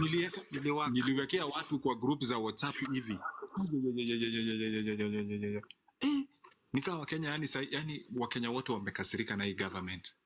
Kitu acha iende. Nikapata huyu wa IPC asalimiwe na hizo hashtag mpaka arudishe hiyo 7 million. They must learn. Hata nakumbuka wakati huu we need to confirm that they have actually returned. Yeah. So unapata saizi tukisema tushike hii mambo ya maforena. Hii forena inakuja juu ya serikali. Tunafaa kushika tu hii gava ndio inafanya watu wakuje juu they don't care. Hawajali na wanaletwa na huyu mjamaa wa Msomali huyu. Yes, unaona kama sahi SGR na SK iko na deni kubwa sana. Kumaanisha tangu jamaa toke kwa kiti huru, pesa ilipwi na ingia kwa mfuko ya mtu mmoja. So Kenya kila kitu imeharibika. Hata leo akisema sijui apewe nafasi ataanzia wapi? Hata kama ataanzia wapi? Na haezi toa pesa yake ya mfuko arudishe. Kwani hii nafasi anapeangwa? Kwani hii nafasi anashindanga akipewa? Mnajua mimi nimesema hii mdomo wetu inamkatazanga kufanya chenye anastahili kufanya. Mimi sipendi ujinga ya Ruto. Na Trump ameingia juzi na ameanza kazi. Trump ameanza kazi tayari. Na hata hajaingia, hajaskua sworn in. Na ameanza. Sakaja alisema Rigathi atoke anamzoea kufanya kazi Nairobi. Nini anafanya? Ni kwenda tu akizunguka akisema ati tusaputu nini Ruto apewe time. Nini amefanya Nairobi? Sasa kana ni Rigathi hayuko. Kwanza hii kitu ya asijaribu kuongelelea mbele ya watu. Na anajaribu kuongea everywhere he goes. Anajaribu kuambia watu mambo ya hiyo kitu by the way ikataliwe. Gachagua labda alikuwa anaiba mingi kuliko Sakaja. Yeah. But si ati Gachagua alikuwa anatakia Wakenya mazuri ama Gachagua hakuna mtu alikuwa anatakia for the good of the nation. Hao wote walikuwa ni fisi fisi ilikuwa inauma kubwa kuliko fisi ilikuwa inauma kubwa kuliko hii fisi ingine, ndio hii ingine kaanza kuhofia tumbo yake. Umeona? Yeah. So all those people hakuna mtu alikuwa anatakia mwingine mazuri. Hiyo gazeti imeoza. Nasema hakuna mtu hapo. Hatutaki foreigners Kenya kindly. Yeah. I'm very passionate about that favor. Tutafika hapo. Hey, I'm very passionate. Hatutaki foreigners Kenya. We don't need foreigners. Foreigners should go back to their country. You know what? They are messing our country. Not even economically. Tabia. Hawana adabu. Hebu acheni niwaulize. Wewe Jerry wewe na wewe ukirudishwa nyumbani. Mimi nasema white foreigner. Let me be specific. White foreigner. Si tunastahili tuzitulete. Mimi nasema wa Nigeria na wa Somali na white. Hao wote. Wa Somali. Nilikuwa ifile siku hizi hao foreigner wanauza mayai. We are losing it. Guys, we should be talking about illegal immigrants. That's it. Hao ndo watu wenye tunazungumzia. That's it. Unaona, achana na wenye wameingia huko kihalali. Wenye wameingia huko nyuma milango ya pazia ati wako Kenya unapatana na Mburudi ukimtumia pesa inatoa Elvis Nyetich, unashangaa Nyetich na wewe unaniongelesha Kiburundi ati unapata mwingine tunasema warudi kwao na ni Burundi. Sasa vitu kama hizo ni vitu zenye unaona zinastahili ziangaliwe. Illegal immigrants KW sawa hiyo. Illegal immigrants tusizungumzie wote juu pia hata nyinyi mko huko na hata nyinyi hamtamwezi taka kurudi hapa saa hii ni kungumu hata mkisikia mwezi taka. Si tunataka tutengeneze Kenya turudi. Sahi hamwezi sahi hata nyinyi huko hamwezi survive. Hata nyinyi hamwezi survive huko. Hamwezi taka kuna waka moto, kuna waka moto kila mahali. Hata hata nyinyi mkiulizwa hamwezi taka kurudi Kenya sahi. Mnataka ikue kwanza sawa ili mrudi. By the way, I love Kenya like nobody's business. Kwanza ile kitu ninaniuma ni kuona venye niliwacha Kenya na saa hii venye iko nasikia kulia. I cry every day. Mimi najaribu naelewa hiyo feeling yenye unapatanga ukifika airport. Well, mimi I almost hugged the soil, but just because of the integrity ambao watu walikuwa karibu na mimi, I almost went down on my knees just to kiss the soil. By the way, home is best, that's for sure. By the way, Kenya would be the best. It is the pride of Africa anyway. That is the nickname of Kenya. Lakini Ruto ameifanya the biggest, yani ile kitu ya kubeg kabisa. Tumelai low kama sijui ni kama nini. We have nothing to be proud of. Aya, tukumbuke ya kwamba in this all that you are saying, 21st November, it's this Thursday, where are you? Kuna maandamano. Je, kaunti yenu mmepanga? Mnapangaje? Wewe ambao uko hapa unapangaje? Enda ujitetee pale kwa street. Tokea utetee haki yako. Haki yako kama Mkenya, haki yako kama Mwafrika. Haki yako ambayo umepewa na Mungu. Hey, mtu ajijue, aende ajitetee pale. Itakuwa rahisi sana. Mumcute, unasemaje? Tafuta network.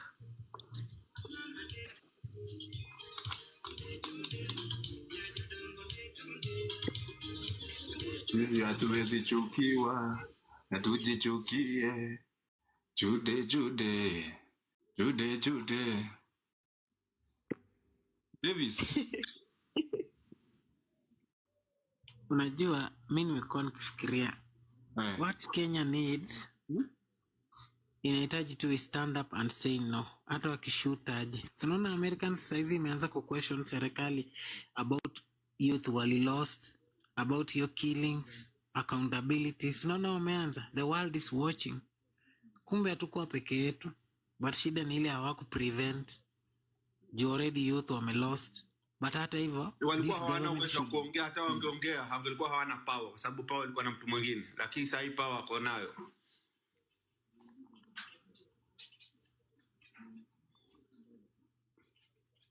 Mzee jamaa amerob future ya so many people. Sasa ameiba na pesa amepeleka Uganda. Pesa amepeleka Uganda. Imagine nursing, kuna mwenye alikuwa ananiambia leo analipa 200,000 manzi. Nursing out of walikuwa analipanga 80 ama 60. Like this guy ako normal. Let me tell you one thing. Na akimaliza iko na kazi. Sorry for interfering. Unasema huyo nurse analipa 200 and something, lakini akimaliza iko na kazi mkononi, ama ni amalize na aanze kuranda hapa na kule kushoto kulia. Amalize apelekwe Europe, USA, because all the retired nurses, we don't need them, and I'm being very sarcastic here. Amalize aexportiwe. Yaani tunafanya kazi hapa, wende wapeleke hiyo brain drain huko. Even atake na Europe, nategemea Europe gani? Kwa sababu akija na upepe yake na mwambia this work is not working, you have to go back to school again. So aanze tena, alipe tena. Yeah. It is wastage of time. Pelekeni Sogoi bwana, ujamaa aende Sogoi bwana. Wacha niwaambie, unakumbuka wakati ule 1000 ilisemekana inakuwa change. Let me give you why ile 1000 yenyewe, hata kama Uhuru ni corrupt, alikuwa anajaribu kutame Ruto, lakini people didn't understand. Mnaona wakati ule ile dhao ilichenjiwa, ikawa imefichwa sana mpaka ilikuwa inapatikana kwa mangunia. Akabadilisha pesa kwa haraka sana. Alikuwa anapeleka Uganda. Let me tell you how many things Ruto has bought. My being the witness, sababu nilikuwa na mtu wale walikuwa napewa hizo pesa wanaenda kumnunulia vitu. Alikuwa ananunua malls za Uganda, petrol station na some farm. Ruto ako na shamba kubwa sana Uganda, and some tall building within the Kampala. Na alikuwa anazipeleka na marori hizo pesa. Vile ulikuwa unasikia Uhuru akisema 2 billion is being swindled every day. It was the true story.